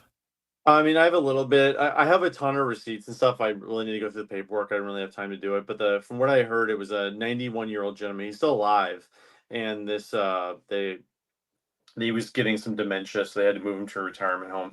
And he had this whole collection of cars. I mean, this Superbird was his baby, but apparently he took it apart, painted it in the 80s, and then he got into flipping houses. So he just did that 100% of the time and kind of neglected his car collection. So everything sat for about 20 years. And this guy came in. He specializes in moving seniors to retirement homes and helping with all that, and a lot of it's getting rid of their stuff. So they actually contacted Scott Smith from Harms Automotive in Spokane about helping them out, evaluating it, trying to find a buyer. And then Scott's been a good friend of mine for decades, and he contacted me. There's a bunch of rusty C bodies called Tom, and a Superbird, of course. And then they contacted me, and then we kind of made a deal from there. So that's kind of the story I heard. I believe he bought the Superbird in the late 70s. There's some paperwork there that was on an Air Force base in 76 or 77 in Florida. And there's a big Air Force base in Spokane. So my guess is it probably was in Florida, then went back to Washington in 77. And then that guy sold it to the current owner. So he's still alive, but he's, in a retirement home now. So I learned that's how our Coronet wagon got here. I told you that. It's going to be in the upcoming video. Yeah, that's cool. Yep. But dude, I've never had that car for years. I've owned it 3 times and never went through the paperwork in the glove box. I found documentation and a sticker on the rearview mirror that I was able to pinpoint exactly where he bought it, where he worked, and when it came to Washington, because he worked for the Air Force, or sorry, Navy. He worked for the Navy, and he worked at, I can't remember the name, Mare Island. And Mare Island closed in 93, and he drove that wagon up to Bremerton because he transferred to Bremerton. So anyway, same thing as that, like transferred from this base to that base. That's how it got here. It's amazing. Yeah, last weekend I started getting some excited emails or texts from Jamie being like, "Look what I found in the glove box! Look what I found in the glove box!" And I actually have an old Chrysler dealer list. So if you have a 66 and before Mopar that has the sticker in the glove box with the dealer numbers on it, I looked it up for him and found the original selling dealer for that, which is pretty cool, or where it was worked on at least. So which is pretty cool. I'm sure that was the dealer he bought it at, and I pulled it up on the map, and it was literally right across the water from Mare Island. It's just amazing. Like you can look at this map of this chunk of California, and because I have his address too, like when he lived there, that car was right in this area from brand new until 1993. It's just amazing. And it had only done. Awesome. We sold it. Sorry, go ahead. What I don't remember what the place World Dodge in Vallejo, California. Vallejo, yeah. When it got to Bremerton, it had 42,000 miles, and the odometer stuck at 30,000. Wow. It broke at 30,000. He had it documented. It was 30,000 miles on the car when the odometer broke. When the odometer broke? What year did it come up? No, when it came up here. 1993. Wow, so that little miles in 93. That's amazing. Yep. Pesky Citizen Chris with a question. That's a good idea. It makes all kinds of weird noises, though. On a 64 Polaro with a 440 with crappy headers, would you go with TTI headers or 426 max wedge manifolds?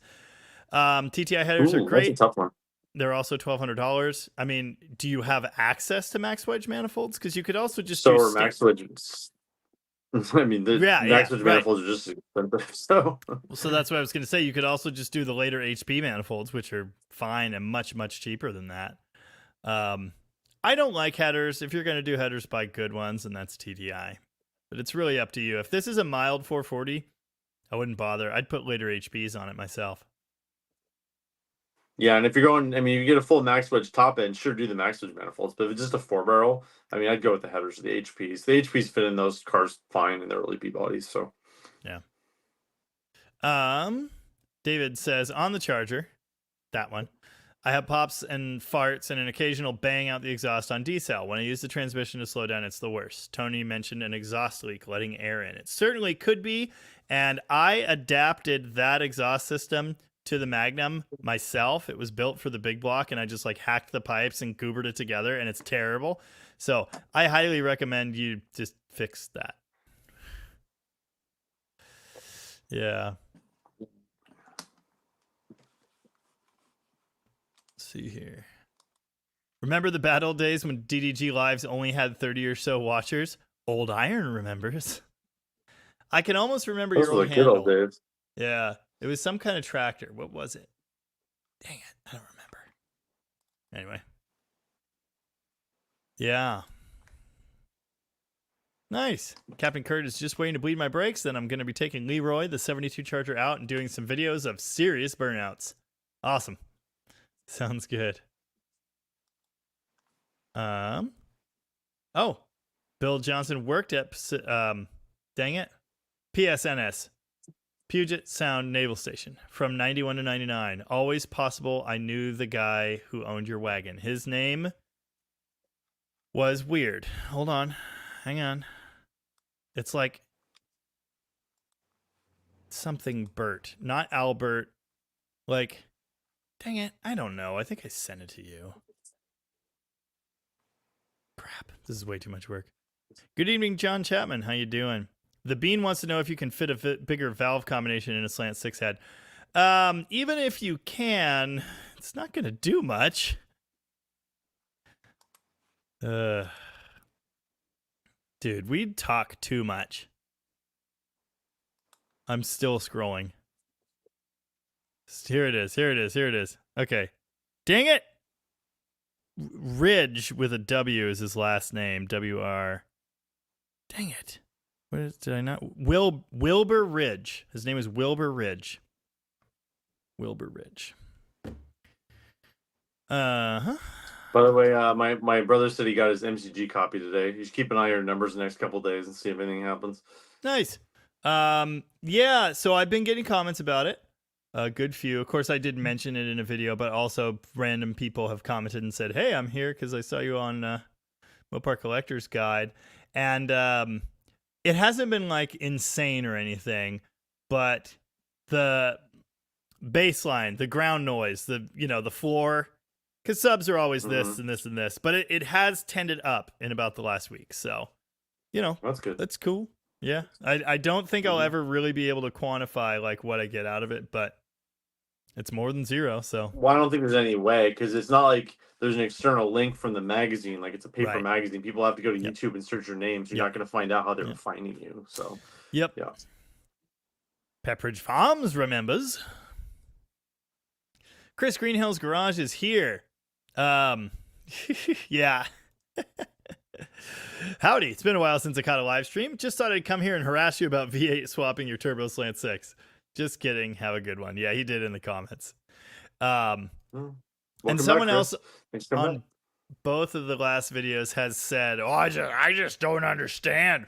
Why would you turbo a slant? To which I say, if you don't understand the reasoning behind this exercise, there's nothing I can do to help you understand. So, bye. Not saying that to you, Chris, to these other dickholes. Todd Denio. I know it's too new for you, but Dave, my 90... Sorry, go ahead. Oh, fine. Dave was asking what a B-body console's worth. Honestly, I haven't sold one of those for a while. And completeness and condition are everything on that. They're also complete pain in the butt to ship. Like, they are horrible to ship. I used to carry the reproduction ones from Tony's Parts, and I stopped selling them because I broke so many in shipment. But looking on eBay real quick, they go from like $400 to $800 depending on condition and completeness. So, but I've never been able to get that much out of it at a swap meet for whatever that's worth. So, the 4-speed ones are a lot more. Oh yeah. Todd Denio with a question about a weird tag under the hood of his 96 Chrysler Sebring. Todd, the only stickers I know of that would say that are like dealer reprogramming or dealer kits that were installed. I've seen that kind of thing. That's it. And I've seen lots and lots of Ram trucks with those because for whatever reason, either the factory program was goobered up or the factory PCMs had an issue or both. But I've seen lots and lots of them with software update sticker, and it's right usually on the radiator support, the crossbar, right by the radiator. Nice. Mopar Ed said, good to see you over on Fabibo. Nice. I don't think I've been over there for a little while. I got a bunch of random hits from Fibo from a video I did, and I don't know. Oh, you got to call it Fabibo, or we can't be friends. Fabibo. Is that what the cool kids call it? I don't know. Yeah, it's Fabibo. Yeah, I got a bunch of hits from there. Yeah. Fabio. Yeah, I got a bunch of hits on my Facebook rant video from Fabibo. Is that what we're going with? I'm gonna screw that up. You got it. I'm just gonna stop saying it because I'm gonna screw it up. But I don't know what the link was from. If everybody knows what the post is, I'm kind of curious. So yeah. Bill, no, there was nothing like that. I just know that he moved to Bremerton. He didn't have any records after that time. And then there was like kind of a 7-8 year gap, and then there were receipts in Shelton, and then it was in Olympia and then Shelton. I can't remember. It's been around. But I almost know the entire ownership chain, almost. And 3 of the owners have been women, one of which is my wife. Why would you turbo slant? Why not? Angry slant noises are the best. Exactly. Mm-hmm. How do you guys honestly feel about Mark Warman? Well, I've never met him, so I can't tell you. I have. Yeah. Go ahead. Sorry. Finish your thoughts and I'll do mine. Okay, my thought was I don't think there's any doubting that he's a very knowledgeable, good dude. But remember, he's on TV, and it's very obvious when you watch him on TV that he knows he's on TV.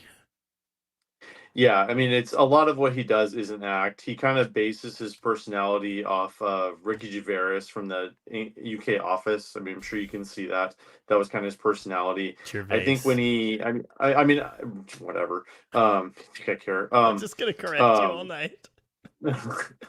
Dude, I'm still freaking half brain dead. I mean, what I do is I really respect how he built his empire down there, and it is his little fiefdom empire down there. I mean, you got to respect that he's built all that stuff down there.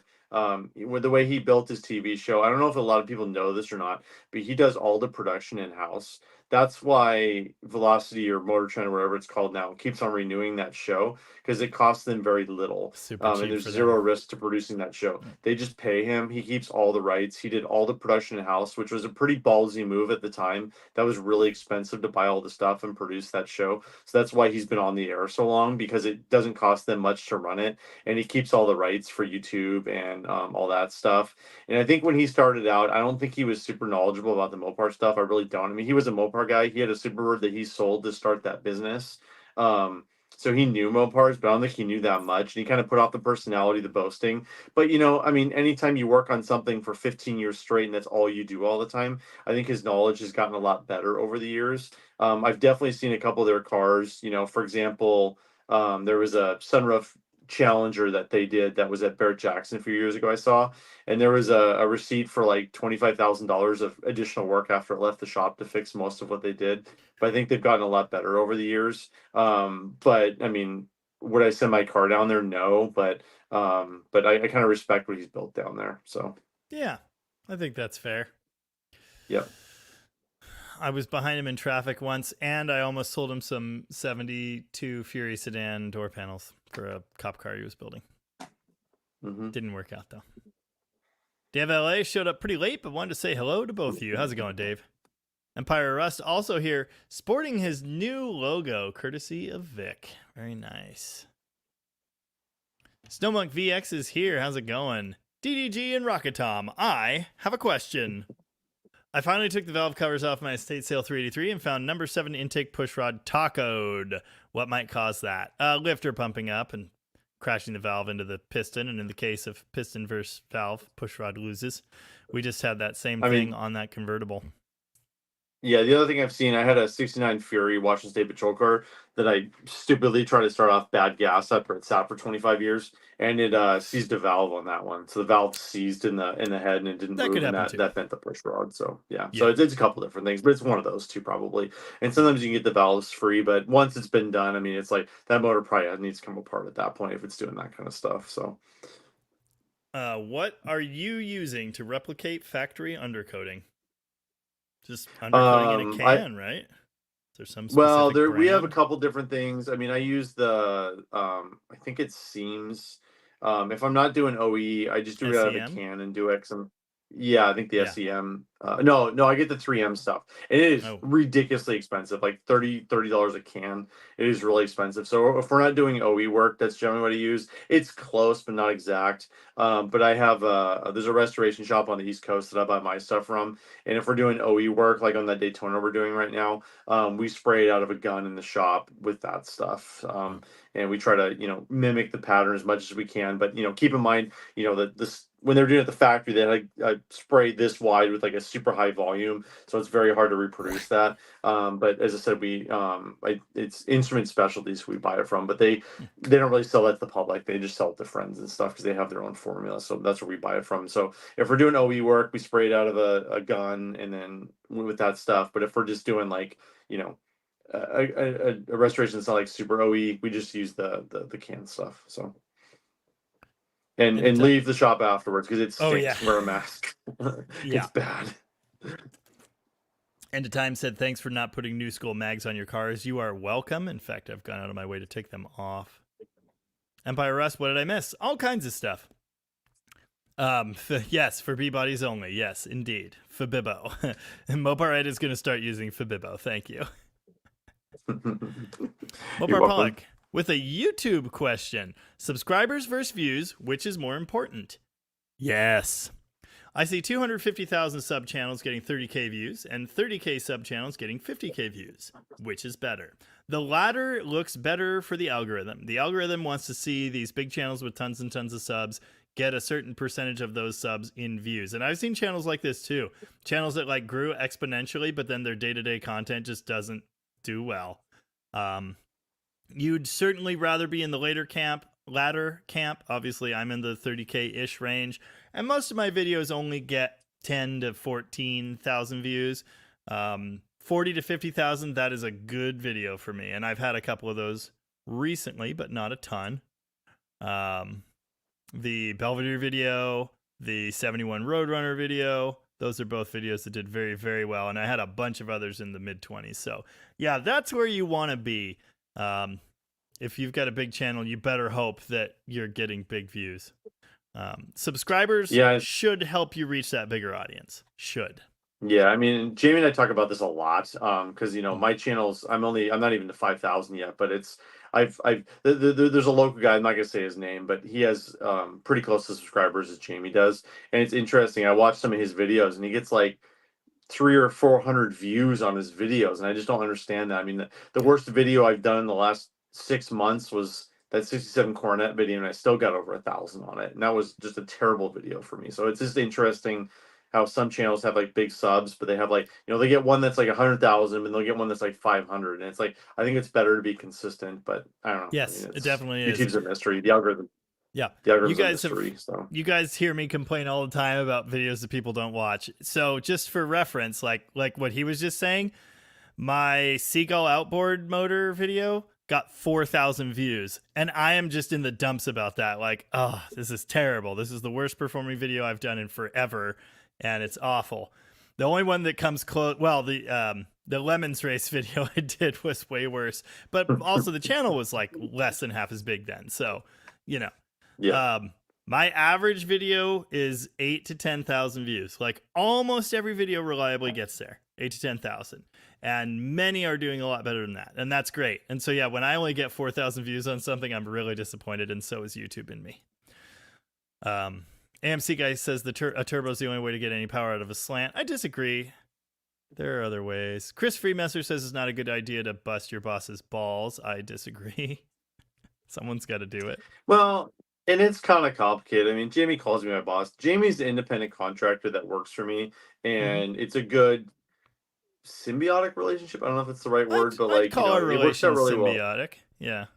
Yeah. I mean, it's Jamie has a lot of skills that couple of the other employees here at Rocket aren't as good at. You know, he's really good with tuning and carburetors, and you know, he comes down here and gets a lot of content. I mean, when he's pumping out 4 videos a week, you know, he'll come down here. Last couple of weeks, he's been busy. I've been busy, so it's only been like 1 day a week. But he'll come here and pump out 2 videos while he's here because I've always got cool stuff coming in, different stuff. So he gets good stuff for his channel. He comes in and helps me out. He gets stuff done here, and there's certain things that he's just really good at. So it works out real well with both of us. So, you know, I technically am his boss, but he's an independent contractor with a different company. He's not an actual employee of Rocket Restorations. He's a contractor that comes in and helps us out. So, yep. Plus, and we bust each other's balls every day, so it doesn't matter. Yeah. It doesn't bother me. So it's all fair. Plus, my main form of income, source of income, that's the word, is YouTube. So there's that. Yeah, I mean, Jamie comes here and he'll make more off his YouTube videos here than I'm paying him for most times, not every time, but a lot of times he does. So Yep. Now, so it's took worth it took a long time to get yeah, there, but yeah, now. yes. Yeah. Yeah, because I mean, Jamie, it's an hour drive for Jamie out to Rocket out here. It's a significant amount of time. It's 2 hours round trip to come out here to do that. But we try to like get work lined up when he's out here, so he gets as much done as he can. So, and a lot of times, he'll do, he did the revival on that 57 Fury convertible and that Imperial convertible we had here, and he charges me hours for that, but it's usually only about half what he actually does because then he gets a YouTube video out of it. Yep. I get a car running. It's like, and it works out for everybody. So Yeah. Yep. Yeah. It's a good deal, I think. And I have fun, and it's important to me to have fun. I try to make it interesting. There's not very often he comes in here and it's like, oh, I don't want to work on that today. I try to make it fun for him. There is sometimes where that stuff has to get done, but usually it's something interesting. It's so. happened a couple times recently. Mm. Anything that gives me flashbacks to when I had a real repair shop, I hate that. Yeah, there's been a few times where it's like, okay, I need you to fix my car because I don't have time to deal with this today. Like he did a belt on my daily driver Mazda CX-5. He had to have all my father-in-law's truck when it was here one day. It's just like I just didn't have time to deal with it. And the thing is, like, and it would take me 2 hours to do the job. It takes Jamie 30 minutes just because he's a better mechanic than I am. So well, I've got years of experience at it. Grindhouse Project asked, have you seen any Oregon State Patrol cars? Yes, I've seen several. So this is kind of an inside baseball thing with cop cars. So the thing about Oregon cars is they're kind of crap. And I want to be like, it's not Oregon. The cars Oregon used back in the day were 24/7. So different officers shared cars. They would run 2 12-hour shifts or 3 8-hour shifts a day. So they were run constantly. There were also police package cars with rubber floor mats. They end up rusting out. So you just don't see that many Oregon cars around there. Washington State Patrol cars, one of the reasons I love collecting them so much is because they were very well taken care of. The maintenance was impeccable on them.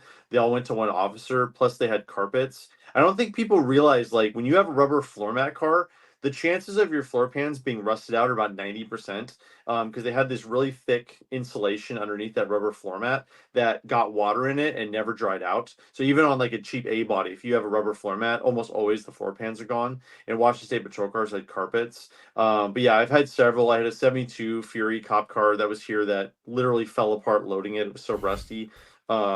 And then I've seen a 69 Fury that was a 3 car, 2-door post Oregon car. So buddy of mine has a 70 Fury that was an Oregon State Patrol car. So there's a few of them out there, but I've only owned a couple over the years because they when they were sold by Oregon, they were usually pretty beat up and they didn't last that long. So sorry, long answer nobody cares about, but that's the answer to the question. So Mexican Spec with a comment. Tony told us you need to get at least 10% of your sub count for YouTube to recommend it to other people. And that makes sense to me. In fact, I based what I was just saying was partially from a conversation with Tony. Tony has a very serious, like, intimate knowledge of the inner workings of YouTube. It's incredible. He likes to play technology stupid, but he knows what he's doing. Like, he really does. Well, there's a reason why his channel's so big, because he's very good. He is very good at what he does. He picks the right videos, titles, thumbnails. He's excellent at that. And I'm not very good at that. I mean, a lot of times when I do my thumbnails and titles, I have to run it by Jamie because he's better at it than I am too. So I should charge for that service. Can I just consultant? That's what you do when you get good at something, but then you get bored of doing it or you get fired. You just become a consultant, right? Yeah. Yeah, I was a consultant on a lawsuit, made pretty good money valuing cars lately. So that actually worked out pretty good for me. So yeah. Rich Jordan, are Elgin, TRW, and other USA-made stock type rocker arms of acceptable quality? I didn't even know that any USA companies were making them. I don't think necessarily that those aftermarket rockers were actually the problem. And I don't know who made them. I don't know how old they were. I have no idea. I think pumping up lifters was the actual problem. Either way, it's solved now with adjustable arms. But I don't know. If it were me, I would just clean up old stock ones. But they break too. I've seen it a good few times. So there you go. Dang it. I saw the comment, but I skipped it. Oh, Mexican Spec. How do you say that one? That's Fakibo, obviously. Fakibo. I think the Fabibo thing might have come from my brother. I don't remember. I think that was my Seems like brother. something your brother. Seems like something your brother would say. It does. He and I don't know if he's still listening or not, but he's a goober, and he's always said things wrong intentionally, and I picked a lot of that up from him. And so it's funny when I started doing this because I knew there would be ViceGrip Garage comparisons. So I intentionally, like, we used to call batteries batteries and radiators radiators and like just all kinds of dumb stuff that I did in real life and then realized I can't do this on YouTube because people are going to think I'm trying to copy Derek. So I actually had to make myself more normal. Hasn't worked. That's hard. Yeah. Tom has to say that for tax reasons. I don't know what he said, but anyway. Yeah. Depends on the content you make. YouTube has been purging creators to do certain stuff. Yeah, and I'm sure they have, but that doesn't change the basic mechanics of how YouTube works. I mean, I think it is kind of interesting that all these guys in these big conglomerates are all breaking off now. The Donut Media guys and I actually Tony Angelo. He was ahead of the curve on that one. Yep, he was. I'm watching big time. I never watched Donut ever at all ever, but I saw their Why We Left Donut thing, and I like got out my tea and like, let's hear it. And I don't know, they seem cool, so now I watch their videos. Mexican Spec, the funny he mentions Morgsky Repair. The guy's actually commented on my last 3 videos. I think he's subscribing to me now. So really, he's like a huge channel. I don't really know him. He has like 500,000 subscribers. But he's actually watching my videos now. So I'll be damned. Downtown Power and Sound, I do still have the USPS maintenance contract. Strangely, stuff has not been breaking as much lately. I don't know if I just finally fixed them all good or what, because there was a long time where I'd have 1 to 3 of them every single weekend broken down. And I haven't had a breakdown in a long time, actually. The last one they brought to me, he thought it was a valve issue, and I could hear a destroyed rod bearing from a block away. So I was like, dude, no. They're not fixing them anymore. They're not doing engines. If the engines start making noise, they go to the great mail truck junkyard in the sky. So anyway, haven't had as many of them, which frankly is fine because I absolutely hate those things. It's barely worth it. I do it because I have a sense of civic pride and because no one else will. So yeah. Lovejoy, I never expected to be able to live off of just YouTube ever. I couldn't quite now, but close. Which is like my original stated goal when I got monetized, when I hit 1,000, was like, dude, if I could just make enough money to pay the payment on the Demon, I would be so happy. And now I make 4 to 6 times that, depending on the month, which is like awesome. But I never expected. Well, I mean, you're making more at YouTube than you ever have in a job in your life, right? I mean, yeah. Yep, it's awesome. Thank you, Paul Shea. Appreciate that. Motorhead gives us both props on having YouTube channels. I've posted stuff on mine and can't stand the sound of my own voice. Dude, me neither. You just got to do it. I've been recording myself for 21 years and I just keep doing it. And here we are. So, but yeah, my voice is terrible. Somebody was telling me the sound was way off my 67 Cornet video, which it was, but I couldn't go back and watch it. I was trying to. I couldn't stand to listen to myself. I have to listen to myself editing, and that's about it after that. So. Yep. Oh yeah, guys, I listen to myself for hours at a time, over and over, the same things repeated, like trying to get the snips just right, editing out pop sounds, cutting out pieces where I misspeak, and yeah.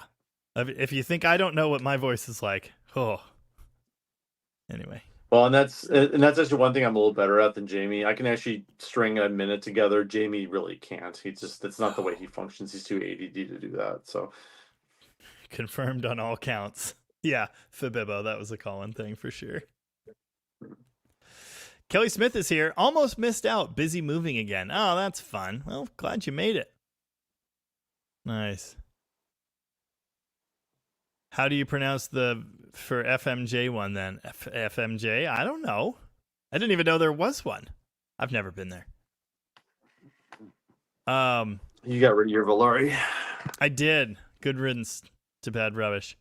Kelly Smith with 2 music requests. I don't know the Roadrunner show theme, but I I know the song Dead Man's Party. That's what got me into Oingo Boingo. Great band, great album. But I can't actually play it. I could sing it, but yeah. Are y'all going to Mopar Fall Fling? No, I don't think any of us are going to Fall Fling this year. I'm probably going, actually. Oh, you so are? Okay. Vanessa said she's not. I've had 3 different people contact me about big parts stashes down the LA area. Then a buddy of mine just bought a bunch of charger parts for me. So I think I need to go down to go just pick up parts. So Gotcha. I'll probably bring a car down and then bring the enclosed back full of parts, which is not what I need right now. Because if you guys have seen my hoarder video, I don't need more parts. But this stuff shows up and it's cheap and I can't help myself. So remember the other day? Never mind. What specifically? You got to remind me. We were talking about where we're going to put these parts. This mountain of parts. Oh, well, we'll put it behind the other mountain of parts. That's behind the other mountain of parts. It's behind that old mountain of parts in totes that have never been opened. Does anybody have the number of a good therapist? Send it to me. You can just find one online now, dude. This is 2024. How much of a slap in the face would it be to bring your classic Mopar to Rocket to get fixed, and the LeBaron GTS is the rental to get home? I think most people would be into that, actually. You know, Uh-huh. I think most people would be into it. Yeah. Nice. Snowmonk VX enjoys both of our videos. DDG's for his video style and all the content. Rocket Tom's videos are full of info and super cool for Mopar folks. Totally agree. Yeah, we're not the same guy, and we've talked about this a bit. Like when we do videos on the same car or the same, like this, you know, again, like we both did videos on the same trip, and it's like, yeah, they're kind of the same thing, but they are not the same video. Well, I know we've talked about that a lot. Like, is that going to work? Does it work? And it seems to, because we both get views and hits on it. So they kind of seem to complement each other on YouTube. I get worried about that all the time, that we're repeating ourselves, but they're totally completely different videos. You know, it's like our plan is to get the Superbird running in a week, and we're both absolutely going to do a video, because I'm not going to let Jamie do a video on it if I'm not going to get a video on it. Yeah. And it's going to be different perspectives. Like, there'll probably be a day or two here when Jamie's not here, we're putting stuff together, so it'll be a different perspective. Mine tends to be a little more cerebral, I guess. I don't know if that's the right word for it, but I tend to go a little more in depth in information, and you know, Jamie's more to the technical side, and you know. Well, I'm also telling a story, like in everything I do, and it's weird because it's all off the cuff, but like, I don't know, there's a story, there's a thread, and there's also stupid jokes, and also like jump cuts, and I don't know, there's this thing that happens in my videos, so it's like it's weird, a definitely different style. People like it, so you know, that's good, because what the hell. Anyway, thank you, Snowmonk. We appreciate that. Mexican Spec was shocked at how many views Big Time got on their first 2 videos. Yeah, they got millions. It was crazy. Randall Munson will sub for a nickel. Well, I don't need it that bad. Oh, cool. Rich Jordan has some new old stock Elgin rockers. Oh, those are probably fine. Yeah. Paul Shea says, I'm more normal. I chose your video over Vice Grip this Friday night. You have a better sense of humor, in my opinion. Thank you very much, Paul. I appreciate that. Mexican Spec, you're making that much, Jamie, with just 14,000 views per video. Yeah, well, I do 4 videos a week. Yeah. 14,000 times 4 is pretty good. And then once or twice a month, he gets one that pops to 50, 75. Yeah, it adds up pretty quick. So, yeah, a lot of views. Jeff Militich says, get auto-tune. That is not going to help. Question for you. What is with Panther Pink? I've heard it's a really rare factory color. Well, I don't think very many people wanted it. And heard it was canceled by higher-ups. What's the story? Well, it and Sassy Grass came out in the spring of 70s. It's kind of an extra color. I mean, I don't think it was ever canceled by the higher ups. It just wasn't a popular color. I mean, you know, what dude wants to buy pink, you know, especially in 1970?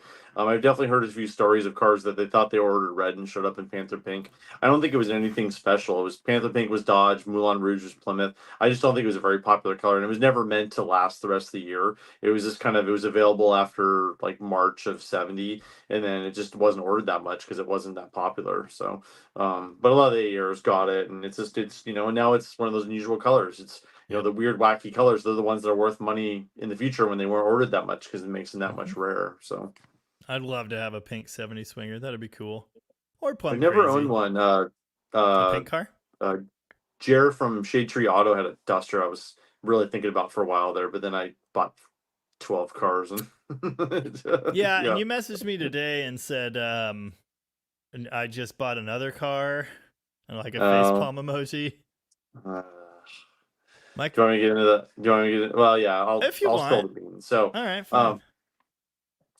it's one of those cars I tried to buy a little while ago, and they called me today offering it to me, and I think my brother's actually ended up with it, but it's the '69 Fury that was on my channel, Judy's car. That car Yeah. is super cool. It's original paint, '69 Fury. We've done some work to it. It unfortunately got stolen in February, and it's one of those where it's like, I mean, once you get something stolen, it's just not the same afterwards. But dude, that car is a total survivor. Original interior, original paint. It's such a nice car, and it's such a cool story. So this Lady Judy won like College Queen of the Year in 1969, and she got to pick any Chrysler Plymouth she wanted in the lineup as a prize for winning that contest. And she chose a '69 Sport Fury convertible with a 383 buckets console. It's just such a sweet car. I mean, it's got a lot of deferred maintenance it needs, but as I said, I think my brother's gonna end up with it. But I offered to buy it in the spring, and finally she's like, "Okay, we've enjoyed it for the summer. I'm ready to sell it. I want to go to somebody who's gonna really take care of it." So Yeah. so yeah, so great. I just bought 12 cars. I just bought another car today. So yeah. Yay. But I mean, but that's a really special car, and then that would definitely be a keeper. So, yep. Tavo dropping in to lurk during lunch. How's it going, Tavo? Michael Prusi wants to know when I'm going to get an R body Mopar. You know, I if a WSP St. Regis showed up, I'd buy it. I've told those are really good handling cars. They're just totally smog, no horsepower, but that can Yeah. be fixed. If a Rolling WSP squares. St. Regis showed up, I'd buy that. But that'd be about I it could for see me. that. Yep. John Chapman with a question. 93W150, can the leaf springs be upgraded from 5 leaf to 6 leaf by drilling out the holes from half to 5/8? So I'm not familiar with different pin sizes on those. I'm guessing the 6 leaf you're looking at is probably from a 250 or bigger. Maybe they had a bigger pin size. I'm not familiar with that at all. But yes, I would be worried about getting those holes centered when you drill them. Also, it is possible to change the pins, the bolts, the center bolt in your leaf springs. So maybe you just swap out to a 1/2-inch headed bolt. I've rebuilt a good few spring packs over the years. I've taken leaves out, I've added them in. It's not that big a deal, and the bolts are available. O'Reilly carries them. So that might be a better way to go. I'm 3 away from 4,600. Nice. Dude, that's... Didn't you hit 4,500 this morning? Yes, I've gotten like 140 subscribers today from the video, which is cool. Like, I mean, I've gotten Nice. 4,100 views, which is good, obviously, but like, Yeah. I've gotten way more subscribers than views today, which is fantastic. So, Wow. yep. Hold on, I gotta go over I here. mean, Let's subs brings people back, so which is great. Right. So that's for the long-term health of the channel. Subs are great. Wow. Well, maybe I didn't help at all. Only 18 people liked my community post about your video. Anyway, Lovejoy says, if enough people called Jamie out for a race at No Name, surely he's got to come. Well, It's a long drive, man. It's a long drive. Yeah. Yeah.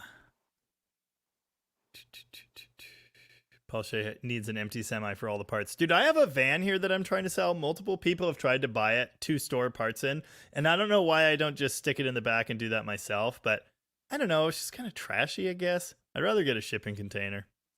It doesn't really work because they always leak and then everything Right. gets moldy and it doesn't work. Yep. It's honestly, I'm probably gonna. I finally got permission for my wife. I think I'm gonna get a couple shipping containers pretty soon and put a roof Good. over them. So Yeah, you need to do that. Yeah.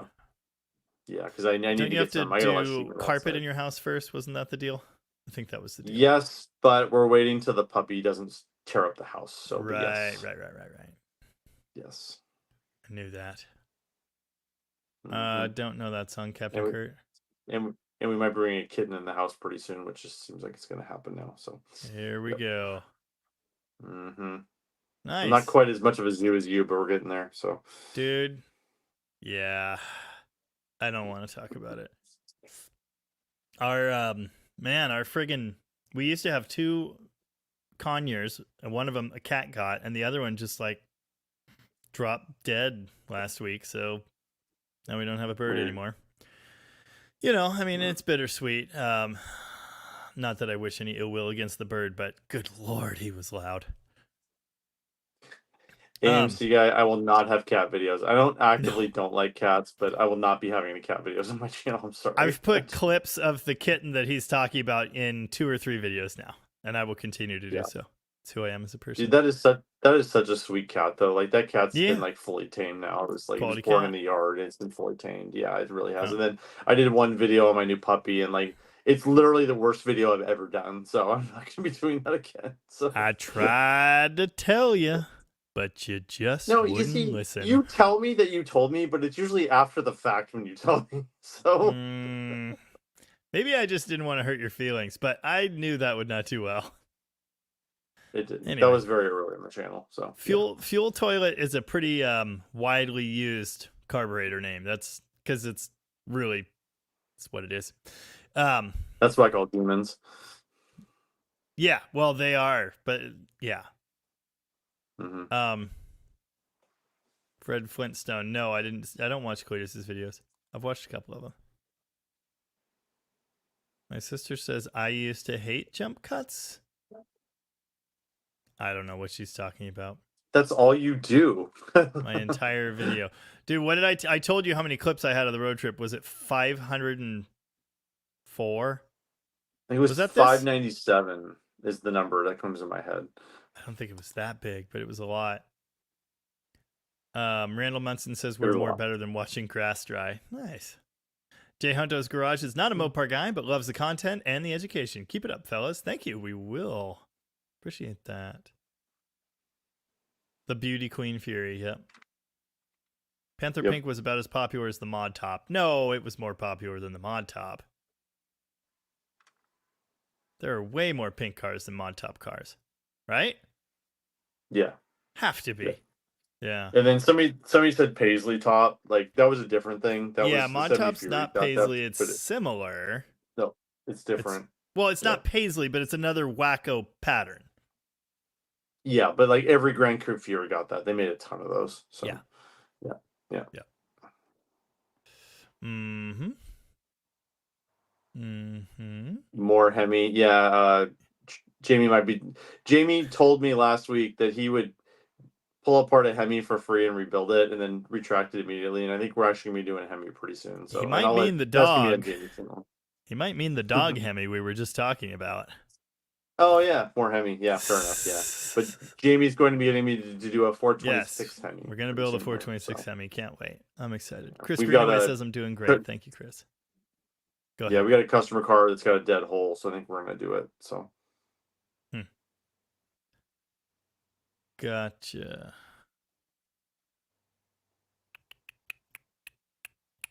If you have a End of time, my 76 Coronet. Sorry. End of time, my 76 Coronet is for sale if you're interested. Contact me. If you have a well-restored classic Mopar with no rust through all the body plugs, etc., would you ever use an automatic car wash? Well, I would just never use an automatic car wash for Bad anything idea. ever. No. Oh. Another question. Factory one of vinyl those. top colors.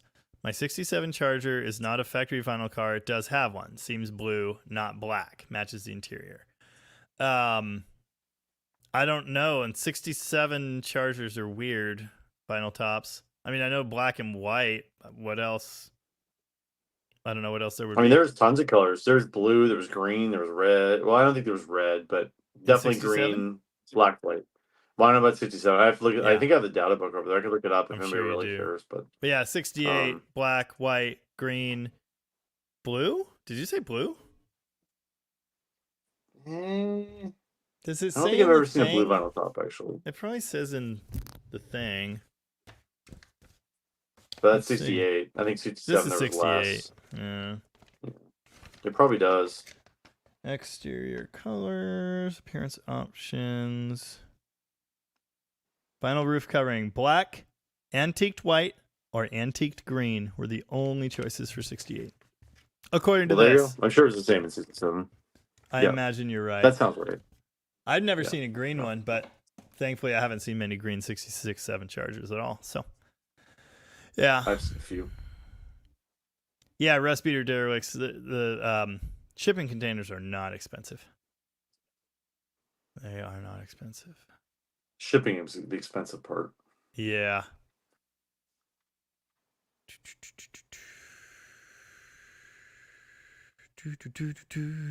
Isn't a carb really more like an upper intestine? Well,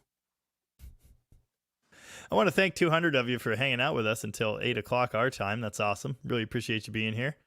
I feel like we've Well, it's done 8 a already. lot of Wow. things in this live stream. Covered a lot of ground. We've covered a lot of ground. Yeah. Huh.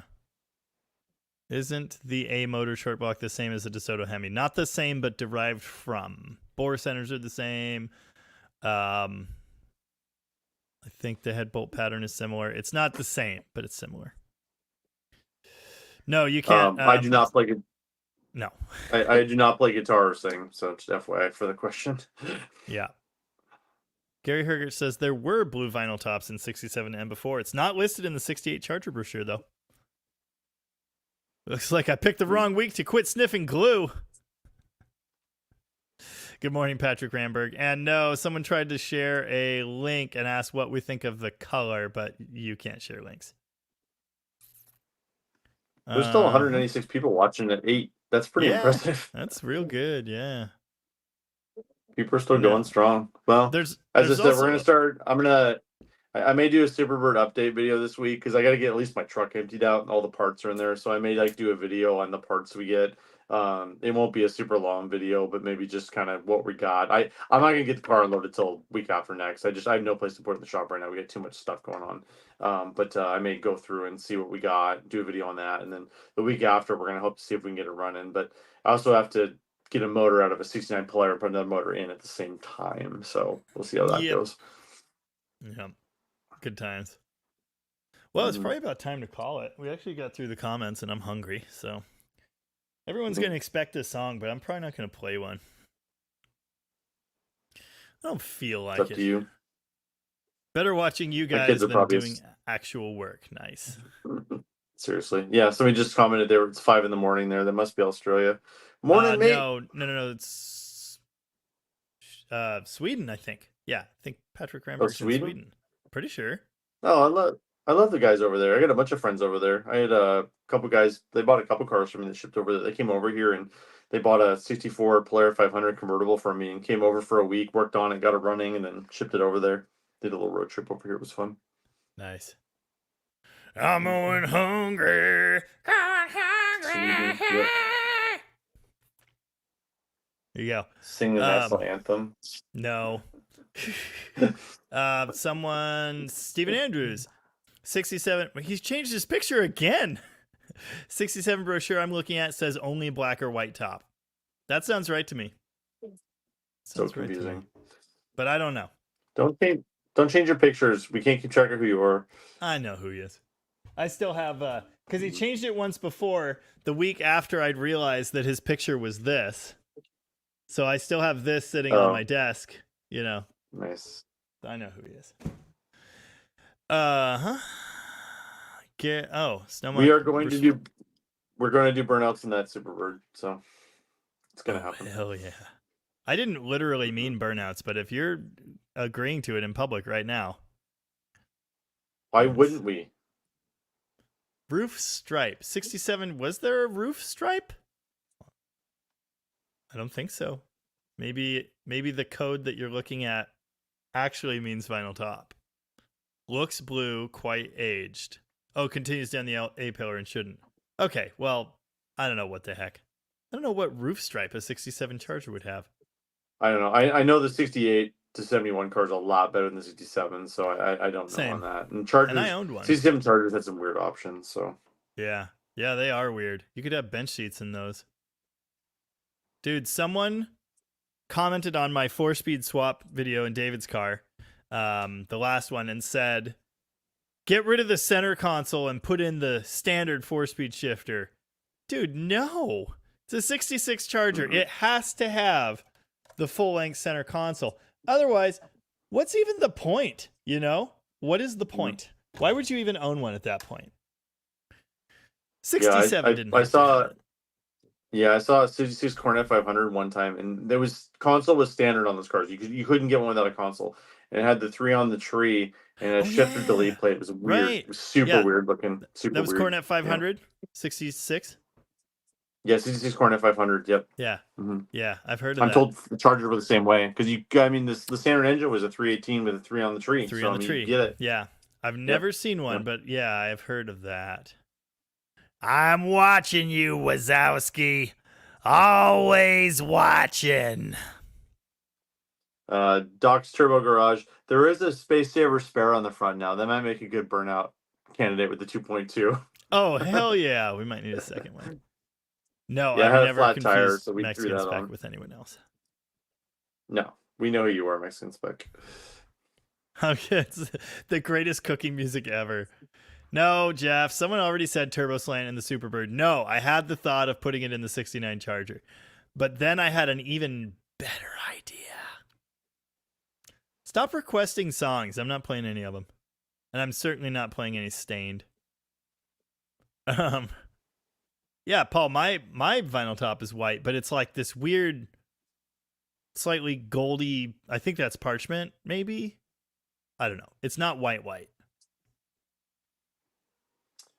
Stephen Andrews, I'm pretty sure you emailed me about that truck, and I responded to you, and I never heard back. So I don't know what's going on. I hope you got my email. I hope it didn't get caught in your spam filter or something. But yeah, we love reviving trucks like that. So if you want us to do that, we can definitely do it. Just shoot me an email because I said I responded to you. I never heard back from you. So send me an email. Jamie Hart, any 4 or 5 speed transmissions that bolt up to an LA block? Of course. The 833 4-speed bolts right up to it. That's a great choice if you've got a period Mopar. If you have a truck, you could use the truck transmission, whatever the heck, MP435 or similar. 5-speed, there's the NV3500 used in Rams in the 90s. They don't fit in the old cars very well, but yeah, they were behind Magnums and they bolt right up. There's a stupid smaller MP535. Is that what that is? It's a terrible piece of garbage that was used in Dakotas. That's a 5-speed. There are options. And then, of course, aftermarket, the TKX is a great one. TKX is great. Couple questions here. Barracuda, yeah, you can get manual steering on a 69 Charger RT. That was optional. Interestingly enough, on Superbird, you had to get power steering. So the Superbird has manual disc brakes and manual steering. So that was swapped in at some point. I'm assuming they probably raced that at some point because it had a 6-pack on it in the 70s. And then Old Iron says 871 Detroit on the 69 Charger. I just got 3 of those in an estate sale, and they're in my truck. Maybe we should give one to Jamie so we can put a blower on it. What do you guys think? Jamie's excited. Hopefully one of those turns, unlike the last one. Yeah. Still got $500 for it, but yeah. Nice. Everybody loves the 66 full-length console. Mm-hmm. Yeah. Joel Shooter, I've tried to figure out your hydraulic clutch issue. I know you have one. I'm thinking master cylinder at this point, but I really don't know, and I'm not there looking at it. It's a problem. Stephen Andrews. Seagull the Valiant. Yeah, let's go. My neighbor told me I need to put it on the back of a car. Stephen Andrews, my dad's 150 Royal SE finally dragged it out of the weeds. Straight, dry, 89,000 miles, power windows. We'll throw at least 2,000 at you for assistance. Well, I like money. Yeah, he emailed me. He's the one I was just talking about. He's the one who emailed you. Me. Okay. Yeah. Okay. Yeah. Well, you can Yeah, email he's right me down the too. street. He's in just across the freeway from us. So. Oh, I assume it's that truck. And yeah, I knew that. We've talked about other things before. I'm pretty sure those are 671 blowers you got, not 871s, but still, I would very much like to do that. So? All right. Parchment or antique white. Yeah, antique white is what it was listed as in the thing. Yeah. Rusty Fuel, I literally just sold it last week. He's asking for a later overdrive bell housing. I think that was the only one I had. I literally just sold it last week. Sorry about that. I don't know if Jamie has any extras or not, but no, I only have the truck ones, and it's not the 76 to 80 that I have. It's the later one. So it doesn't have the AF body pivot location. Instead of the 2 holes, it just has one. So, But again, Yeah. contact Vanessa at 5 Points Parts. She's very good at finding that stuff. So give her a ring. Jamie's hat. Yep. 5 Point Parts. Vanessa's awesome. She's fantastic. So Turbo Slant and the Superbird, Seagull and the Valiant. 4 horsepower. The 4 horsepower of the apocalypse. if the motor mounts worked in a Superbird, I might think about it, but they don't. It's a different K member, unfortunately. I have so. a welder. You're not welding on that K member. I'm sorry. You're just not. No, you make a bracket. Hello? What are you, new? All right. Yeah, it's time to call it quits. Okay.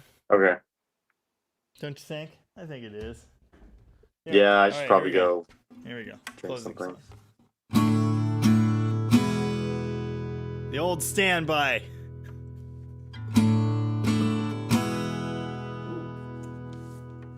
Turbine car.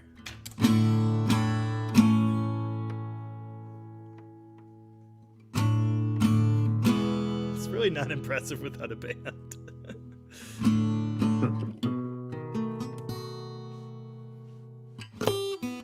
Shit. All right, I give up.